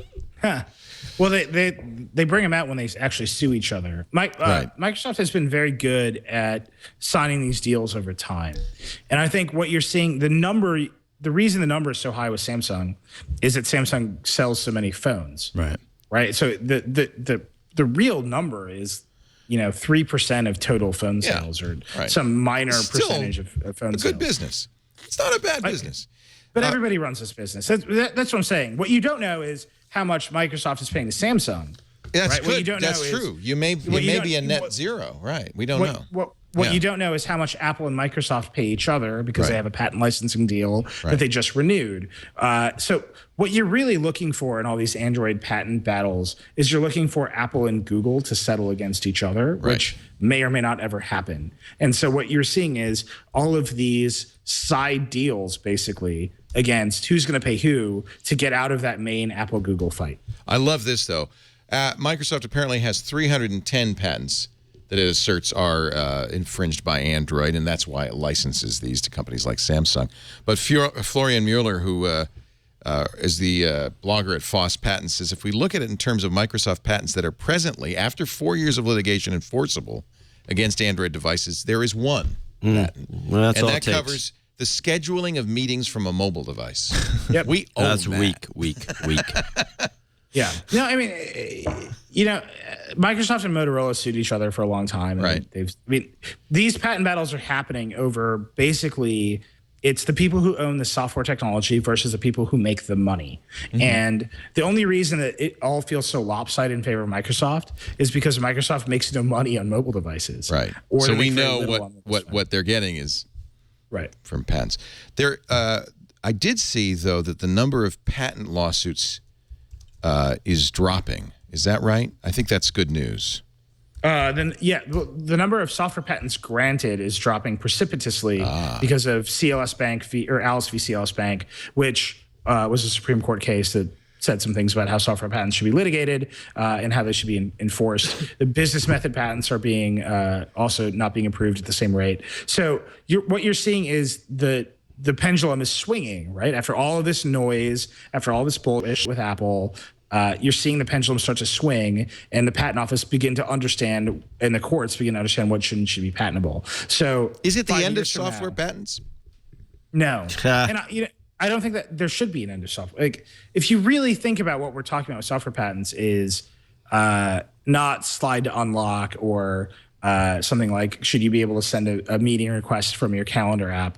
But what you're really talking about is like image handling algorithms. What you're really talking about is things like how to do compression of video. And those things are really difficult problems to solve. And the companies that invest tons and tons of money against solving those problems in software should be rewarded by being able to sell that stuff and not having it be copied. And somewhere in the middle of that is a balance. And what you're seeing right now is a pendulum swing all the way to the other side, and it will probably swing again. And hopefully it'll settle, but it will take many years for it to settle. The patent involved in CLS Bank versus Alice, the one that this summer kind of started to shake the apple cart, was a business process patent, holding money in escrow to prevent either company either party to a deal from backing out. Yeah, and then implementing that on a computer. I think that's probably fair to throw that one out. Yeah, and it should be. They right? litigate these things no matter what you think. Right. And so when we talk about software patents, we're talking about a big pie, right? We're saying, is it everything in software, or is it just the hardest things in software? Right. And then the question of what is hard is really complicated and should probably be taken up at the patent office by people who understand how to make software. The problem with people who understand how to make software is that Apple and Google and Facebook and Microsoft tend to pay them a lot of money to come make software. So it's literally an understanding problem. Yeah. Right. So it will take some time for it to all settle out. Samsung, we were talking about how well Samsung's doing in TV. They may be doing well in TV, but they told analysts that their profit is going to drop 60% as sales slow. Most of their profit comes from mobile devices. Yeah. They warn investors that sales are tumbling on Samsung phones, and the profits will tumble the thing is like my phone. I hate to keep bringing this up. I do. You love your Nexus 5. This is not a Nexus 5. This is a Nexus Galaxy. It's almost 3 years old. It's got the same specs as an iPhone 6. Right. It's got all the same specs. It's fast. It does the job. It's everything you need in the phone. And it works. And look, there's not a scratch on it. And I put it in my pocket with my keys, and I don't have a cover. Can you do this? Can you say, wake up, Moto X? And it wakes up? Oh, no, I can't do that because it's not a Moto X. We're back to the Moto X? Temporarily. What happened to your iPhone 6? I am not an iPhone fan. Is it because it pulls the hair out of the side? We haven't talked about that? Pulls the hair right out. No. I think that the iOS is, well, besides the fact how buggy iOS 8 is, and I've had all sorts of trouble with third-party keyboards and all sorts of things, but I just feel like it's kind of an antiquated operating system. I like the way Android uses the screen real estate. I don't have to launch apps to find out what time it is or, what my emails are, my voicemails are, and I just feel like that's a better way of doing things. What do you use? I'm actually using a Motorola Moto G right now, paid for out of my own pocket. Nice. The G's nice. And inexpensive. Yeah, the Android software situation is messy. Messy how? There's an interesting article, I can't think of the name of the company that did it, where they looked at, say, flashlight applications and what they were asking for on Android. And some of them are free and some of them are $20. No. What they're asking for is the permissions they're asking for. Oh, yeah. So, the idea that flashlight app should really not ask for anything except, can I turn your flashlight total on? access to your phone, your contacts, and everything else. It's kind of extraordinary. There's a lot of messiness in the Android store. I'm not a particularly big fan of. Do you feel that the Apple promise is, hey, don't worry, you don't have to find out what this thing will do. We'll take care of that. Do you feel that works? Yeah, Apple. It's a wonderful theory. Ask for permissions. They have the same kind of capabilities and Apple locks down the software in a different way. I'll be honest with you. My biggest problem with Android is that despite the fact that I bought my phone directly from Motorola, AT&T controlled when I could get my software upgrade, so I can actually get my SD card slot to work. Right. Well, that's why I buy unlocked phones, because I bought an unlocked phone. I don't want the carrier to have anything. The carrier still controlled access to it. Why? Because Android. AT&T. Enough said. Because AT&T. Enough said. But Motorola wouldn't make the software update available until AT&T released it. Okay. So it was irritating. Well, I find it We're going to interesting. see a Nexus 6 I think it's interesting. We're going to see a Nexus 6, the Shamu. That's the reputed code name. You know who Shamu is? A big giant thing. Big black fish. Yeah. Killer whale, and it is a killer whale of a phone, 5.9 inches, according to rumors. But we'll see that fairly soon. And the Nexus line is very popular because they're affordable, and you get all the updates. This will be the first phone with the L Android, whatever the L Android operating system is. And that stuff might come out on Wednesday. There are rumors that Google will drop it right before Apple. So we'll see. Yeah, wouldn't that would be ironic, wouldn't it? Yeah, it would. But these guys don't pay any attention to anybody else's schedule. But that's what I'm saying about the Moto X. I may replace that with Shamu. Okay. I just wanted to have a better camera. You know what? Want a camera? Good camera. Buy a camera. I love the iPhone 6 camera. But I'm not convinced that in every respect it's better than any other camera. It's because you're not using a delete expletive 5-megapixel rank-ass camera off a cheap phone. Yeah. I mean, the 6 Plus camera is like it is a revelatory camera. It is. There's something about it that is until Focus you pixels. go to Micro Four Thirds. It's not focus pixels. I just like saying that. Yeah. I have a friend of mine who probably owns $15,000 of camera equipment he's bought in the last 2 years, and he's actually stopped carrying half of it because he's so in love with it. Show you a couple iPhone of pictures. 6. Mike Elgin's son got married yesterday. I didn't bring a good camera. I just brought a Moto X, and I feel like I was able to get some pretty nice pictures out of the phone. And you went to the wedding? Yeah. But all those pictures, I will tell you, I'm looking at them. You were outside in the daylight. Bright light. Bright You light. can't go wrong. The second you go inside with that camera, it turns to garbage. The thing about the iPhone is that it's good in low light, which the reason I say it's revelatory, it's the first small camera or phone camera I've had that is as good in low light as one of my micro four thirds cameras or one of my DSLRs. And that, to me, is going to change the game. Yeah. Let me show you, though, 3 pictures I took on a foggy morning outside my house. And look at these 3 pictures and tell me which one of the 3 you like best. There's one. I won't tell you which phone. There's 2. These are all taken exactly the same time. And this is a fairly low-light situation. That's the 1+1. I think that one's pretty garbagey. Although 1+1 is doing an update that'll give you raw. No, that picture I can tell you is bad. What are the other 2? This is the Moto X. Now Now both were set for auto HDR, but the Moto X decided to use HDR. The iPhone 6 did not. Is that the first one? That's the iPhone 6. Yeah. This is the Moto X. I think this is over HDR, and you could tell on the skyline. But nevertheless, I feel like look, I don't think there's such a huge difference anymore that it's worth saying, "Oh, I'm never going to buy." That's because you're not. I'll be honest with you. That's because you're not using cheap phones. I got the. Well, right at the high end though. I think they're all decent. But you like using cameras. And Nilay, by the way, I'm on record saying there is no better camera. Even the 1020, Lumia 1020, there's no better camera than the iPhone 6. I think it's an amazing camera.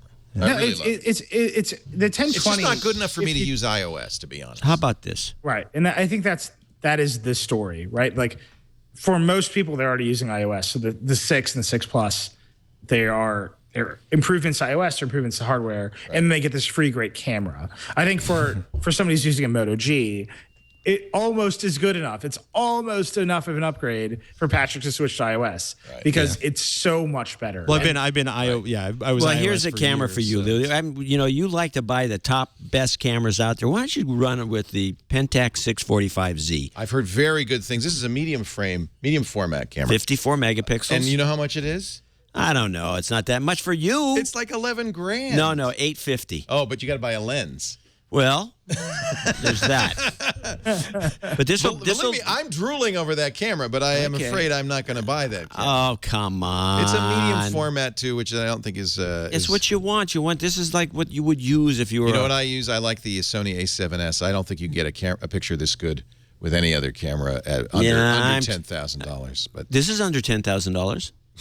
Yes, but this one you can actually use with lenses you might actually own. Yeah. And the other thing I love is hyperlapse, which you can only get on an iPhone. The video on the iPhone is very interesting. The slow motion. I mean, believe me, I'm not one of those people who's saying the iPhone is a bad choice. It's an excellent choice. This is a hyperlapse I did of London from the top of a double-decker bus, and it's so much fun. I mean, the image stabilization. You got lots of cameras coming in. Yeah, these are. You're going to love this. In fact, I was thinking of giving you this camera instead. It is a Pentax. This is and the colors are great on these. Oh yeah. You mean the gold and the pink? Gold and the pink. Once you take the lens off, there's actually nothing in it. Holy crap! So it makes it a very light camera. It's good. It's I feel a very nice. Even with the lens on it, doesn't weigh anything. Well, that's not the way the. So Nilay, you're happy with a 6 Plus? That's your phone. That's my phone. That's my phone, man. And you can live with iOS 8? I am. I can't say I'm pleased with it every day, but in terms of the entire package. So I went from Nexus 5. That was also many consider the greatest phone of all time. The Nexus 5 is a brilliant phone. I had a red one. Crap camera, though. Crap camera. Miserable camera. Yeah. And so I used the Nexus 5 as my main phone. I had my 5S, and my iPhone 5S is my camera. That's literally how I carried things around. And with the 6 Plus and iOS 8, I can get away with many, many things that I was doing in the Nexus 5. Yeah. And it's fine. iOS is a little too buggy, but Well, At this 8.2 point- comes out this week, right? This is going to be the. We'll see how it goes. They're going to I mean, break HealthKit, or they're going to fix HealthKit. I can't remember which part of the TikTok cycle they're in. No, but here's the thing about the 6 Plus, and the reason that it made me actually switch. Because of the 6 Plus, I don't use my iPad. If I just had an iPhone 6, I would still like have all these other problems. Right. Like, the 6 Plus is so the It's screen big is enough so that you don't big. need. But I also should point out that nobody's yet supporting the screen resolution. So all you're really getting is blown up apps with bigger text than, but it's the same amount of text, right? Yeah, I mean, the initial sub-headline of our iPhone 6 Plus review was the iPhone 6 Plus is comedy gold. Because it is. It's a the whole thing clown is- shoe phone. The thing is screaming at you all the time that it is running big apps. Yeah. But after it's been a while, I think Facebook is probably the biggest laggard, right? Twitter is updated, Gmail is updated. Yeah, they're getting most of my other app, so it'll take a minute, but I think they'll get there. And I think the real question for Apple, again, like we talked about at the top of the show, is what are they going to do to the iPad to make me want to use it again? And that is a big question for Really? everybody. Instead of using the 6 Plus, which is big enough for you. Yeah, I mean, if you turn the 6 Plus sideways and watch a video on it, It's because good. of the aspect ratio, it's almost as big as watching a video on the iPad Mini, and that is like you've got to give me some reason to want to go use the iPad Mini now. So remember when Facebook bought WhatsApp? What did they pay for WhatsApp? They paid like $2 billion. Yeah. 1 billion, 1.6. No, it was over $1 billion for sure. It's over $1 billion. The final price tag is in, and you will not believe it. But first, Oh, a teaser. Cliffhanger. all this is going to do is Wow. make everybody fast forward through the show because they're so anxious to find out. That's why I give you kind of crappy teases. That was a good tease. You won't believe. Yeah, what there you go. Facebook You got it all paid pumped for up, the whole WhatsApp. thing. You won't believe it. Actually, you might believe it. I probably will. Our show today brought to you by Carbonite Online Backup. Whether you have one computer at home, a bunch of them at your small business, external drives, servers, Carbonite has a solution for you. In fact, for small business, they even have the Carbonite appliance, which is sweet. It backs up locally and to the Carbonite cloud automatically, continually. You can get to your files anytime. Any backup worth its salt, you should be able to spot check. You should be able to say, well, did it get my files? Are the files intact? You can do that with Carbonite anytime. Just log on to your Carbonite account on any computer or use their free apps. You can not only see your files, you can download them, you can email them. And this is a great solution because you pay once a year. It can actually be once every 2 or 3 years if you're lazy like me. And just forget it. Flat rate pricing means you don't have to worry about how much data is backed up. As little as $59.99 a year for everything on your Mac or PC. That's less than $5 a month. Carbonite, if you're in business and you're not backing up, I had a bad call on the radio show today. Guy said, I've got this hard drive died on me. It's got all of my stuff. And I feel like, your hard drive will die. You got to back it up. And ideally, you're backing it up off-site with Carbonite. Very affordable. Try it free today at Carbonite.com. You do not need to give them a credit card. It's just a free trial. But if you use the offer code TWIT, not only will they know you heard it on Twit, which is very nice for us, but you will get 2 bonus months if you decide to buy. You got to back it up to get it back. So do it right with your Beats headphones and Carbonite. You like the red? What? Those are actually faux Beats. What are they laughing? Because you look good in red It's headphones? because everyone looks like an idiot wearing big cans. And these aren't even big. These are small. And I'm not giving my big cans up Okay, well. because I'm wearing them for me. I like I'm not big wearing them cans, for and I you. cannot lie. There we go. The price tag after adjustment because the Facebook stock, which is what they use to pay for this WhatsApp thing, $22 billion. What? I didn't realize it crept to that. Oh, my God. That doesn't make Has sense. the Facebook stock gone up that much? Apparently. Yeah. What It was- price the Facebook yeah, it for has the rest gone of up, the you're right. universe uses? So a good Jan deal. Koum, who was the founder, he's going to get $2 billion. It's in stock, vests over 4 years. So if Facebook tanks, bad news. It's On the not other hand, tanking in 4 years. I don't think it's tanking in 4 years, but this keeps them And with you the can buy company. callers anyway and get out of it. It's not like impossible. They paid they paid more than I thought. $4.59 billion in cash, plus 178 million Facebook shares, and then 46 million in restricted stock grants to keep employees in check for 4 years. $21.8 billion. Totally worth it. If you feel bad about that, the good news is Why would anybody feel bad? Jan Koum will only get $1 a year salary at Facebook. Oh, that's always such bogus nonsense. I think that's an insult to the public at large. Why do they do that? Because like Jobs did that. Yeah. Zuckerberg does It's just to tell you to screw yourself. I only make $1. That's how committed I am. I think it's an insult to the if you public. take my draw out of the equation, I don't even get $1 a year. I get nothing. Do you still get the tip jar? I don't know. I don't get the tip jar. Do you make profits? That's what I say. If you take out my draw, Right. Which I don't make anything. Right. whatever that means.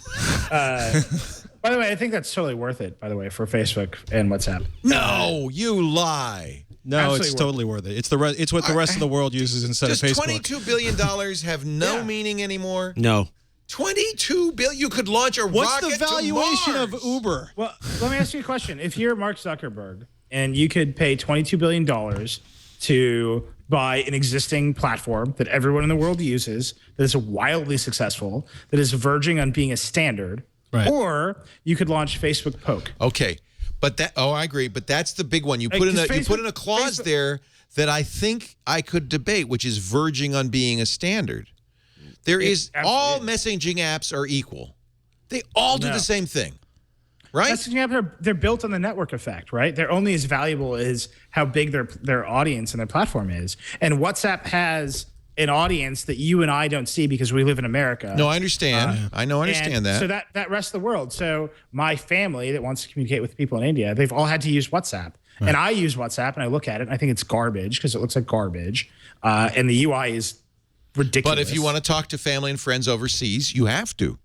And so that is the standard over there. Right. So if I'm Facebook, either I can run around launching Facebook Paper and Facebook Poke and Facebook whatever Snapchat competitor they're going to launch in a minute, or I can pay the money on the success.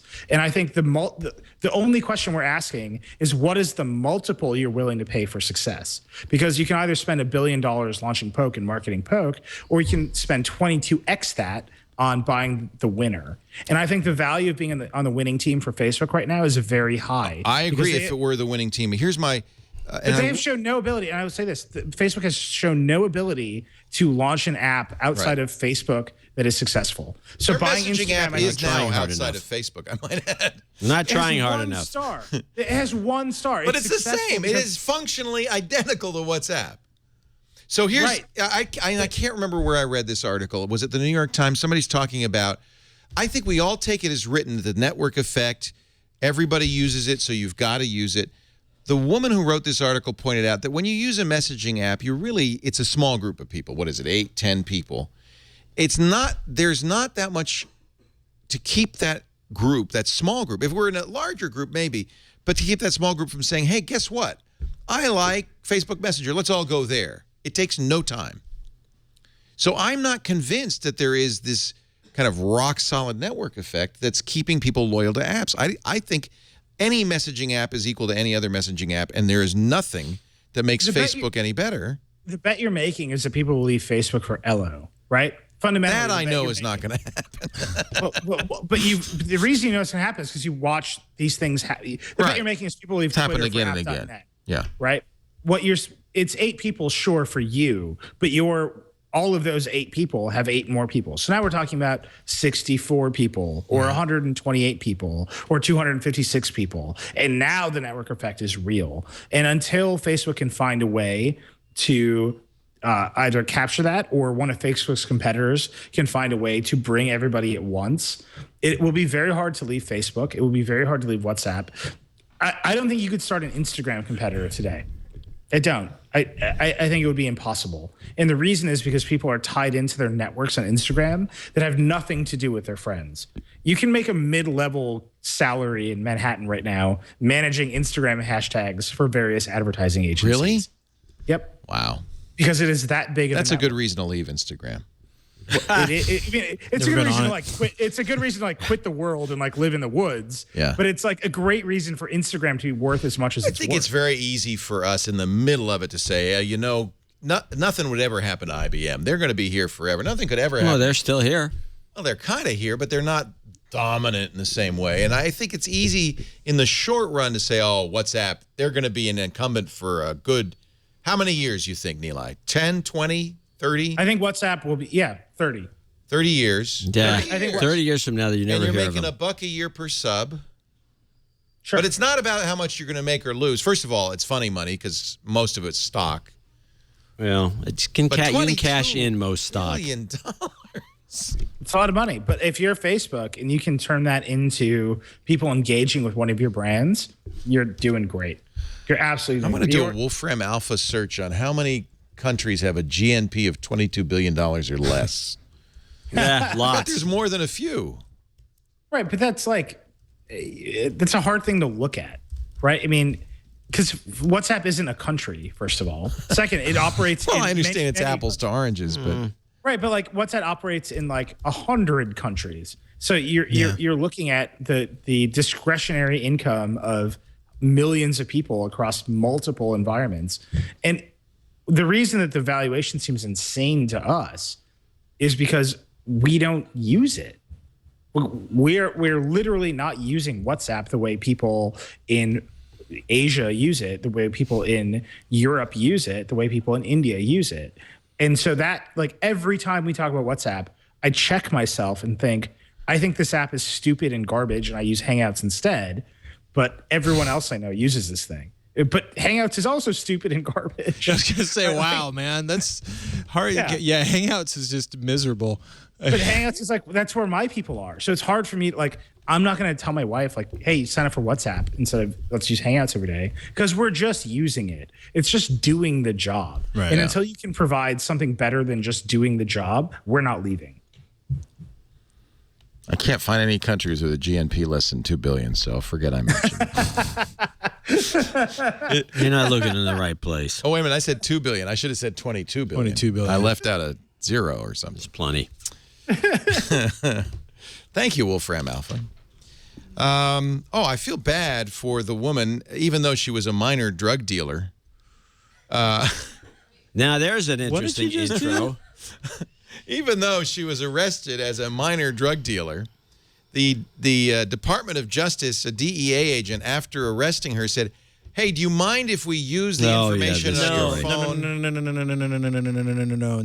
No. One no's good enough. Sorry. I don't believe they asked her permission to create this. I think that's part of the big deal. You're right. I believe they just did it. That an agent took it upon themselves to create a fake Facebook page to attempt to bring other people or contact other people. I believe they did it without her permission, and I believe the Department of Justice thinks this is perfectly okay. Yeah. So this is their justification, and it may be true that it's probably implicit that if you say to the federal agent or whoever has arrested you, and he says, "Hey, can I use your phone as part of this criminal investigation?" You might, given that you're in handcuffs and they have denied you a Coca-Cola for the last 2 hours, say, "Yeah, go ahead." Whatever. They got her. They got her phone. And they took pictures off her phone. Some of them, not racy, not risque. Yeah, a little bit. And they said, "Hey, let's create a fake Facebook account and invite a bunch of felons to follow it." And she's a little upset. She's suing. She said, "Wait." She should. Wait a minute. I didn't give you permission. By the way, it's not just her kids' pictures. Yeah, no, it's bad. On this. Yeah. And that's really It's actually, it's worse than that because it's like her niece and nephew. Yeah. It's not her kids. Or that's right, her niece and nephew. Her son and her niece. Young kids. That is so unconscionable that the DEA agent even thought this was okay. It's just stunning. By the way, the DOJ is defending. She by the way, she pled and received a reduced sentence. The judge said, she's not a significant player. She's a small-time drug dealer, according to this. I think that's pretty nasty. She got 5 years of probation, 6 months of weekend incarceration, 6 months of home detention. Her probation has been terminated. I don't know about her Facebook account when this article was written. Turns out she's got a lot of followers, so she's picking it up. It was still there. It's interesting. Apparently, 24 hours after BuzzFeed News published the story, then the DOJ said the incident at issue in this case is under review by Justice Department officials. Yeah. Whoops. There's also the thing that Facebook basically doesn't allow people to pretend to be other people, but they haven't pulled the page down. Right. They've got an FBI office in there. Oh, wait, no. It turns out Facebook has finally pulled down the page after the story broke. Thank you, Facebook. Nice job. Finally. I don't know where to go with the Gamergate hashtag and the really nasty stuff. Let's that's get a happening to briefing women on it. Online. You want a briefing? He's got a briefing. They did a big story, I think, on Verge. Yeah. Did you guys do something on that? We did. We're doing. Yeah, give us a briefing. Let's take a break. When we come back, a briefing on another Gamergate. teaser. I just want to get this out of the way. But first, if you missed a moment of Twit this week, holy cow! Are you kidding me? You're kidding me. This was a great week. This is a Twit. house ad. No. It's a little video we made to show you what you missed. That's called a house ad. Previously on Twit. Oh man, I've been wanting to do this for a long time. Ding, ding, ding, ding, ding. Boom! Big bottom boom. Triangulation. We're talking to Phil Libben. He's the CEO of Evernote. They're going away, I think, apps. It's going to be like the decade of apps. That happens in the industry. I mean, remember the decade of CD-ROMs? Gizwiz. Padre has found this amazing drone, and it's wow! Now, how much would you pay? Marketing Mavericks. Our guest today is Ted Cohen. You've been a part of crafting the licensing agreement in which iTunes Music was built. I remember one time I went to download something and it told me I downloaded too many copies, and I went, who came up with that stupid rule? And I went, oh yeah, me. Mac Break Weekly. People are bitching that their hair is getting caught in the cracks of the iPhone 6 Plus. That's got to be good news for somebody inside Apple to realize that, okay, it looks like they're finally running out of things to complain about. Twit. Airgate. It keeps going and going and going. Credit to Christina Warren, who made that video for Mashable of people rubbing their... Who was doing the voiceover there on that? That's the fabulous Jim Cutler. Maybe you've heard him as the voice of ESPN or many radio stations coast to coast. So you're paying now for voiceover work? No, he gives it to us for free because he's a fan. Huh. Thank you, Jim. He is really great. Call me. What? Nothing. What do you want to get him in the union? Jim, we want to organize you and the other Twitter announcers. Let me get this straight. He did this to you for gratis? Because he's a fan? Is that right? He's a huge... He also... You might... I just wonder... The only reason I'm bringing this up is because you talked to Lisa Bettany, who did the intro and outro for DH Unplugged, and grilled her as to whether or not we paid her. I don't even remember. Oh, yeah. I remember. What is DH Unplugged? That's the Horowitz thing that I do on the stock market. I grilled her. You did. He's done work for Jimmy Kimmel, Warner Brothers, NFL, HBO, Fox, ABC, CBS, and a little network you might have heard of called Tech TV. He was our staff announcer at Tech TV. Comedy Central, Spike. The Price is Right. You could do this. Billy, I could do this. You could do this. I'm actually thinking of retiring and just doing voiceover for game shows. It's like $5 a line or something, isn't it? It's not really that much money. That's good money. Well, how many lines do you get? Usually it depends on what you're talking about, but generally speaking, when it comes to voiceover, maybe 10 the most. That's $50. Yeah. That's not good money. So, Nilay, oh, no, wait a minute. Before we do that, a big week ahead. Coming up this week, Intel reports earnings on Tuesday, October 15th. Is he here? eBay and Netflix do the same on Wednesday, and IBM does theirs on Thursday. Also on Thursday, Apple is holding a big announcement at the Town Hall Auditorium in the company's Cupertino campus at 10 a.m. Pacific. Tune in for our special live coverage of the event starting at 9:30 a.m. Pacific on live.twit.tv. Apple's iPhone 6 and iPhone 6 Plus become available in China on Friday, October 17th. That's what's coming up this week. Back to you, Leo. Thank you, Mr. Mike Elgin. Is he here? No. Oh. Unlike Tom Merritt, Mike does not come in. Okay. And record those. Huh? Tom would like to mess with you a little bit, but no, Mike, he says, I don't want to see Dvorak. Yeah. Did you know Mike in his days is editor-in-chief at, I think he was at PC World and PC Computing? He was at the magazines generally, except I think he was at Mac User for a while, that I was... Competed with? Yeah, generally, I think so. You were a Ziff guy, he was like an IDG guy. I think for a while. Yeah. It used to be, it's funny how it used to be there was like a rivalry. That's because competition is good. But now it's like a bunch of old cares. farts who don't really care. No, nobody cares. Yeah, I don't care anymore. Nobody cares. I don't care. I don't care. I've stopped caring completely. I couldn't care less. Look, my team won today. Like, I'm just drinking. I don't care. I'm good. Who cares? Competition is so last century. You know that iPad announcement is Thursday. We're pretty sure it's going to be new iPads. Now is the time. If you're thinking, you don't have to commit, but if you're thinking, I might want the new iPad, go to Gazelle.com. This is a little public service. Sell your old one. Well, don't need, because you don't know, but you want to get a quote, and I can guarantee you the price is going to drop as we get closer and closer to Thursday, and it's going to plummet. I know what you're doing. It's playing the game. Locking in the price. Locking in the price. It's a little bit of a kind of a, I admit you're gaming the system, but go in there. You're going to have 30 days to take advantage of it. It's a guaranteed lock for 30 days. So get the best value. Does Gazelle know you're doing this? Shh. We don't bring I that hope up. so. We don't bring that up. Look at that. A Retina 16 gig Wi-Fi, like the crappiest Retina made, $175 for the iPad mini Retina. It's a steal. That's it. Well, so here's the deal. Now, you're going to do that. In fact, while you're doing it, go through your drawers, see what you can find. Don't laugh. Go through your drawers. Well, hopefully I don't find an iPad in there. And see what you can find. Phones, tablets, if you've got an old Samsung tablet or a Nexus tablet. Maybe you might have a Surface in there in your drawers. If you have a Surface in your drawers, get it out. Yeah. And then what? And get a then quote. What are you going to do? And get a quote. And now, when the time comes, you got the new iPad, you can check out, and they will send you a box with postage on it already, so you don't pay anything. They'll turn it around fast. If it's broken, they'll buy many broken iPads and iPhones. If you can't wipe the data or you forgot to wipe the data, don't worry, they'll do it. They'll even adjust your offer. We got a $30 offer for the iPhone 4 as we got the new iPhones. $30 offer. That's it? What was an iPhone 4? I thought pretty old. I thought, well, that's kind of crappy. I but have it's an better iPhone. than nothing. They upped it to $120. Holy crap! I know. I never heard of a company doing that. I'm not kidding. It wasn't. It's like weird. Anyway, that's how. They have integrity. They have honor, and they're Gazelle. I want you to try them. Gazelle.com. Find out why over 1 million customers have received nearly $170 million in payouts. Gazelle.com. But now's the time. Don't wait, because Thursday, price goes way down. So I'm really challenged on how we talk about Gamergate. I just want I want the briefing. Give us the briefing, Nilay Patel.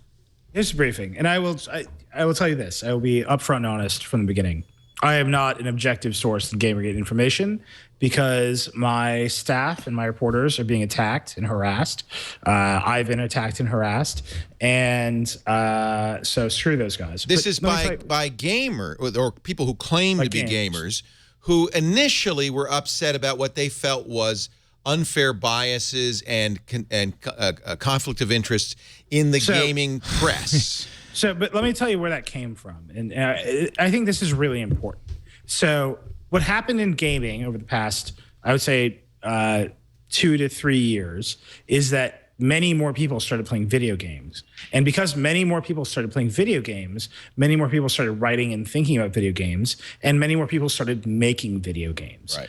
And when you start expanding the category of people who are thinking about an art form, necessarily you'll start making different kinds of games, and people will start criticizing the things that have come before. And what happened, and this is where the ethical argument comes in, is that people started criticizing big AAA games for being sexist, which many of them are, for not thinking about any audience other than 18 to 35-year-old, like young men, which is a fair criticism, and for, in particular, being made by only one group of people. Right, which is why Sony gets criticized. And The Verge ran an article about this maybe a year ago. Sony gets criticized for only having men on its stage at E3 events and things like this. So there's a base of criticism that's starting to happen in video games journalism. Next to that is the historical reality of video games journalism, which is deeply corrupt. Fact. Right? Video games journalism is built on access. So the first popular video games publication in the world was Nintendo Power Magazine, published by Nintendo. Right. And if you think about that cycle of access and consumerism and just basic graft, what you get is a press that basically sucks up to AAA video game publishers and console makers. And then this happens, by the way, in beltway journalism, in cars, and stereos. Trade press in particular tends to be in that situation. Yeah, hold on a second. I don't consider it graft when you're a company and you do a trade journal, a trade magazine, and all you do is promote. What's what your company. I thought this magazine was owned by Nintendo. But that's where it started. Okay, but let me finish. Okay, finish. So there is that, right? There is this deep video game corruption in sort of the historical magazines. Then you have a new crop of sites like Joystick and Kotaku and Polygon. And disclosure, Polygon is owned by Vox Media, which is a company I work for, and my friends work there. It's a great site. It's good. I think they do a terrific job. You have the new sites, which are starting to talk about criticism on a deep level, and they are engaging with video game developers, some of whom who work at the big studios, some of whom who work at Microsoft and Sony and Nintendo, and some of whom are independent developers. And this is just reality. Independent developers are much less constrained by the corporations they work for when they talk, right? Because they don't have a boss. So they are more open, they're more honest, they go out for drinks, they're like in the mix with reporters in a different way, which is great because for reporters, you get better stories out of it. And what's happening in Gamergate is a conflation of gamers, like original hardcore gamers who see that as their identity, being mad at the criticism leveled at games for being sexist and too violent and not including women and being targeted at white men, being mad at that criticism, and then targeting their anger at that criticism towards the older problem of graft and corruption in gaming. Because the reality, and this is true, the reality is if I wanted to be corrupt about an independent games developer, like honestly, I would make no money. Right? Like it would not be worth it to me to stake my publication's credibility on that. It wouldn't be, and I know that Polygon, again, my sister publication, I know the people who work there, not worth it to Chris Grant, the editor-in-chief of Polygon, to stake his credibility, his career, his publication on pushing forward Depression Quest. All right. So this contention that the game press is biased or there's conflict of interest is probably bogus.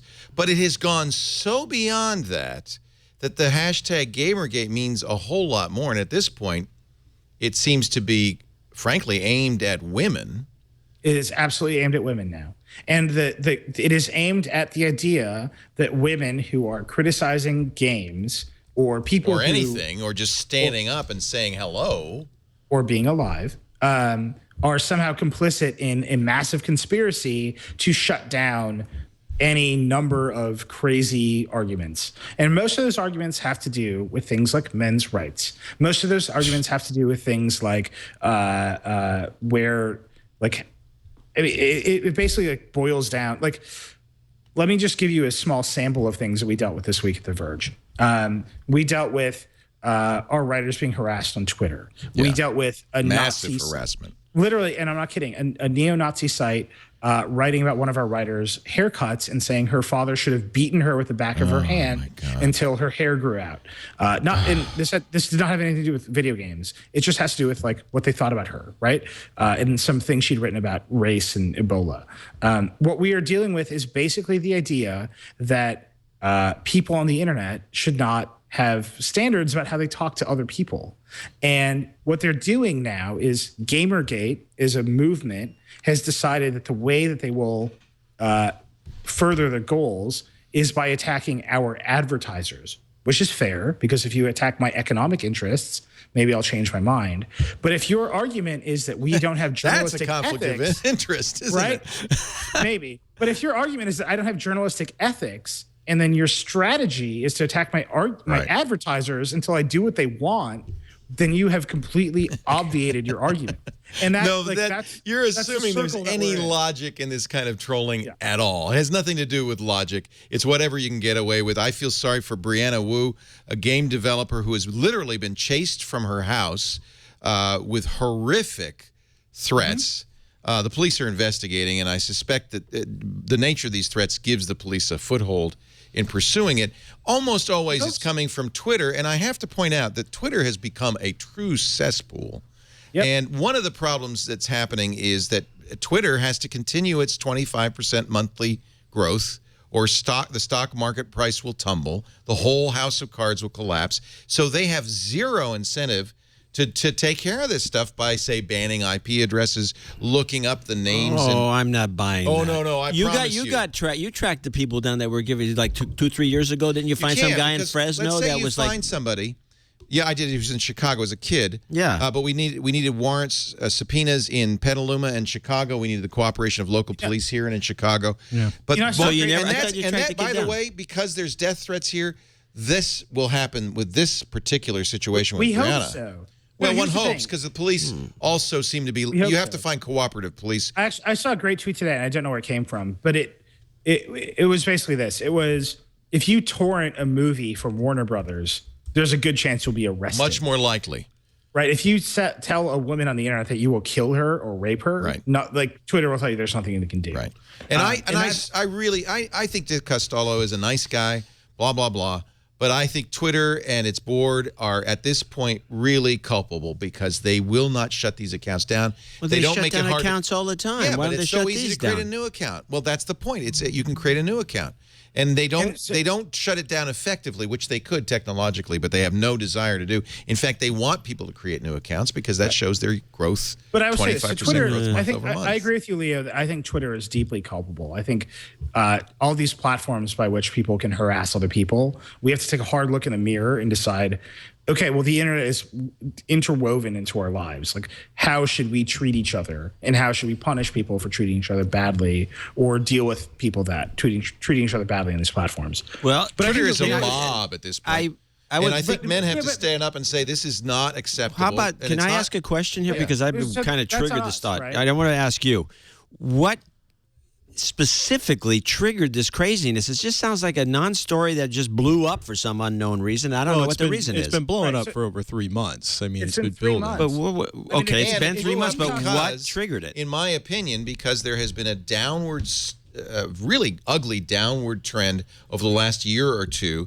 And I think primarily thanks to Twitter and the fact that you cannot stop this stuff on Twitter. You could stop it on Google+. You could stop it on Facebook. You cannot stop it on Twitter. That's where it lives. And I have to say that the quality of conversation in the general internet world has really deteriorated. It's always been crap. Well, but it's yeah, I agree. It's never been great, but it's gotten worse and worse. And the ugly voices. How bad can it get? For a long time, I really thought that the publicity would promote civility, that the ugly voices would get pushed out, and it's going in the other direction at this point. I have to say. Let me answer John's question. Where it came from is basically two people and two pieces of content of media that were created. One is Anita Sarkeesian's Tropes versus Women on YouTube, where she literally just analyzed video games, like mass market video games, from a feminist perspective, which is her perspective, and pointed out that women in games are often used as sex objects, or the male gaze, which is when the author of a piece of work tends to look at women the way a man would look, is prevalent in video games. And you can watch these things and you can disagree with them, and I disagree with some of them in the same way that I read Jezebel every day and I disagree with Jezebel sometimes, right? They are topics worth discussing, and she presents them in a particularly strong way, which I think is great. So that is a thing that exists. The next thing is Zoe Quinn and the variety of games that she's made that have nothing to do with being video games, right? They have everything to do about telling stories in an interactive way. And the games press took both of these things and thought they were interesting. And the games press, I think over the past few years, and again, because I work at a company that runs Polygon, I think Polygon's mission is to take video games and talk about them as their art, right? Like the whole business model for Polygon is everybody plays video games now. Let's run a site for everybody. And so if you look at the way they talk about video games, they talk about them in a broad, encompassing way. And I think that's great. Again, I'm biased, right? They're my friends. All I learned from that was that you read Jezebel every day. I do. Well, I do, but it's entertaining, I have to say. I disagree with Jezebel all the time, but it's interesting to me as a person who wants to be disagreed with. Like I'm a fucking lawyer, right? I like to be argued with. So, what kind of a lawyer was this? Well, one who apparently likes sexual intercourse. I don't know. Apparently, yes. Somehow. Sorry. All right. I think it's gone so far beyond gaming and the gaming press. I think it's crazy. It is an eruption of trolling that is appalling. But let me finish this. What you were seeing is that stuff compounded in the gaming press started to threaten an identity of being a gamer, an identity of being a young person who maybe felt that they existed in this other subculture. And identity politics is something that our culture understands, right? It's something that's easy to attack other people for not understanding your identity. It's easy to attack other people for being outside your identity. And what has actually happened in Gamergate is that the language and the tactics of the culture war and the identity politics that are toxic to our society have been foisted onto video games. So now what we're talking about is feminism. Now what we're talking about is straight up like, are you a gamer? Do you believe in what I believe in? And so the angry tweets I get are about things like, you're just supplicating yourself to the feminist agenda, when really what The Verge is talking about is, should women be better represented in video games? And so you can have these arguments. They are worth having. What should our art look like? Should our art include the category of things we traditionally call video games? I would argue that they should. But if you want to disagree with Roger Ebert, if you want to win the argument that video games should be considered art, you necessarily have to let other artists into the mix. You necessarily have to let other kinds of criticism into the mix.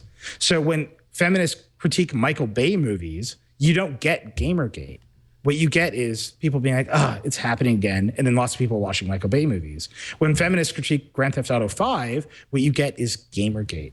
And that is actually the problem. That's the whole circle of the problem, is that the people who believe that this is their identity and these publications belong to them are refusing to understand, and they're refusing to accept that circle should get wider.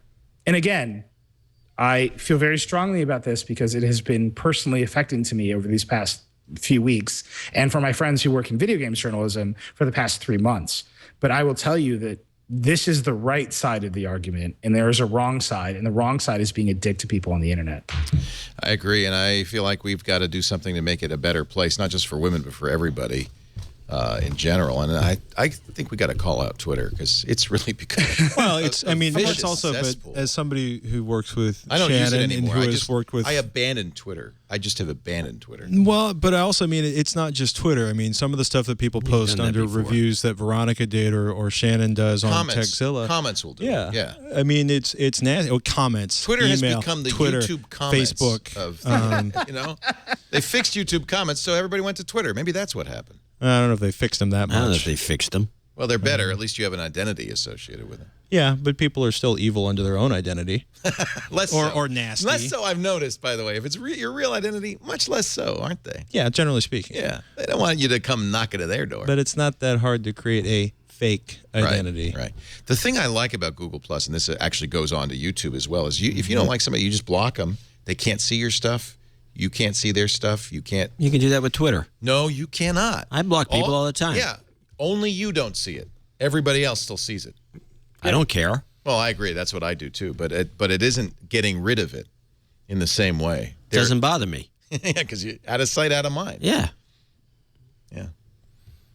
I think this is a good conversation, but that's why we mostly cover hardware and software and stick with speeds and CPU speeds. If you want to know more about CPU speeds, GPUs, and the like, Twitch, This Week in Computer Hardware, every week with Patrick Norton and Ryan Shout, and of course, Ryan Shrout. And of course, Patrick does Techzilla, techzilla.com, TEKZILLA.com every week. As you said with Shannon. What else are you up to? What are you doing these days? Anything exciting? Are you racing? I'm parenting. And parenting adorable children. Going to SEMA in a couple weeks, so we'll be getting our car geek on at SEMA. SEMA is the big Vegas car accessory show. CES for cars. That'll be fun. Yeah. Oh my god! Have you ever been? I've not. You should desperately want to go. Are you covering it for Revision 3? I mean, we're doing some specials. We're doing a couple episodes of Die Trying from down there and a couple episodes of Techzilla from down there. Awesome. So that should be a lot. We're launching it. I think it will be called the Transportation Hub. We're debating really? automotive or transportation hub. Yeah, it will happen soon on The Verge. Vox wants to take over everything, doesn't it? Is that the goal? Vox can do whatever, man. The Verge wants to take over everything. Screw Vox. What about The Verge? I don't know. Like, I left The Verge for 6 months, launched Vox.com. They're great. They can do whatever they want. That's what you were doing when you left The Verge, by the way, is working with Vox and the Vox platform. The Vox is really as we mentioned, Polygon, The Verge, SB Nation. You've got now Eater. I never saw that. Curbed, Racked. Racked. Yep. What's Racked? Vox.com. Racked is our shopping and fashion site. I'm telling you, everything. Vox. And, you know, with the death of paper magazines, that's a smart move. I think you're in the right position. You know, we have in our office in New York, we have 3 floors. We have the 8th, 9th, and 10th floor of our office and our office building. And so we have actually instituted a foreign exchange program where the people from The Verge go up and like sit, and the Racked people come downstairs and sit with the Verge team. There's a lot of crossover that's happening in all these spaces, and it's really fun. It's very cool. And you see it at theverge.com. Thank you, Nilay, for being here. I appreciate it. He's reckless, really at reckless. Sorry for all the ranting. And he's still on Twitter. It's good rants. Yeah. Expect some exciting tweets, Reckless, any minute now. I'll do one right now. I think you probably already have some. John C. Dvorak, he's at The Real Dvorak. He's also at channeldvorak.com, noagendashow.com. Anything else? And your hog is here. I noticed that, yes, my ride. Your ride is ready. Noagendashow.com. I mentioned that. You know, if you had a Squarespace ad, we could have tried to bring the noagendashow.com site down, but apparently you didn't have that ad today. I don't know why. I think Squarespace should advertise every time you're here. But people should listen to that show once in a while. I agree. I can't disagree. I agree. We thank you for joining us. We do. Oh, I'm sorry, Chad Johnson. One more thing. We're coming up on the end of the year, and so I want audience participation help. You can change how Twit looks at the end of the year with our best of episode. If you go to twit.tv/bestof and submit your favorite moments from the show throughout the year. I think maybe 1 or 2 are from this show. It might possibly be. Yeah. So, if you want twit.tv/best of for any of our shows. And, you know, there's this little thing, they say, what's the time code? You don't have to know the time code. It would help if you did, but I understand most of you do not know the time code of even that something like beginning of the show, end of the show, that would help a ton. That would help. Yeah. Or you could say, I don't know. You can say, huh? What's time code? We don't check to make sure that it's what is time the code format. code of the moment you would like us to repeat? But we do want to do a nice best of. We're also going to do a big New Year's Eve show, which you guys are all invited to, including you, Nilay. When's it going to be? We haven't set a date yet. Okay. But it's next week. I can make it. Next 3 a.m. New Year's Eve to 3 a.m. New Year's Day. We did it last year. This year we're doing it for charity for UNICEF. It's a lot of fun. And we have always lots of games and things. We like our host to come by and show some other ability. Like you could come and maybe change my the wife's rings. birthday is New Year's Eve. Oh, bring yes. Sarah. She'll Bring the love gang. that. Yeah, bring the gang. Last time Patrick was here. Bring the kids, Patrick. Last time Patrick was here, I left like half an hour after the show because, you know, we say hi to the fans and take pictures. Patrick and his son are sitting outside. What are you, changing the oil on your truck? No, it's He was doing car repairs. No, That's getting you drop the oil down the sewer down here in Sebastopol or in Petaluma. I think you were changing Were you grinding the cylinders and changing the rings? What were you doing? No. I have a fixing the I have a timing? 12-valve Cummins engine in my truck, and the killer dowel pin hit. So wait a minute. You have a 12-valve Cummins engine in your pickup truck? Yes. Are you towing like an Airstream? Yes. Oh. Did I put 4,000 pounds of concrete that came out of my backyard into it to the recycling center? Yes. I take it the Cummins is not stock on a Ford truck. No, it's a Dodge, and it is stock. It in is the stock? Dodge, yes. Really? Wow. It's not really stock anymore, but that's a whole other conversation. Wow. Anyway, so what is it? The striker pin? The killer dowel pin hit. Killer dowel pin hit. And it runs biodiesel. Makes sense. I mean, great. Does it really? Yes. I think that Did you means pull up to McDonald's and say, give me some fry oil? That's greasel. It's a whole different problem. Greasel. Greasel. I love driving behind cars using greasel because they smell like French fries. Yeah, or worse. I do this show. We do this show. We, as a whole, do this show every Sunday about 3 a.m. No, I'm sorry, 3 p.m. I'm doing the show at 3 a.m. I don't care about you guys. Leo, the next time you do the show at 3 a.m., I'll do it with you. 3 a.m. Careful what you offer. That's at 6 a.m. your time. That's not a big deal. 3 p.m. Pacific. That's 6 p.m. Eastern Time. 2200 UTC on the Twit Network, live.twit.tv. If you want to watch live, be in the chat room. We love that. If you can't, on-demand audio and video, always available. All our shows at the website, twit.tv, or wherever you get your podcasts. How do you like that hat? That fits You're me. looking good on that. Yeah. I think finally we understand John's true colors. See that giant key the Eagles holding? Yeah. That's the key to all our stuff. Yep.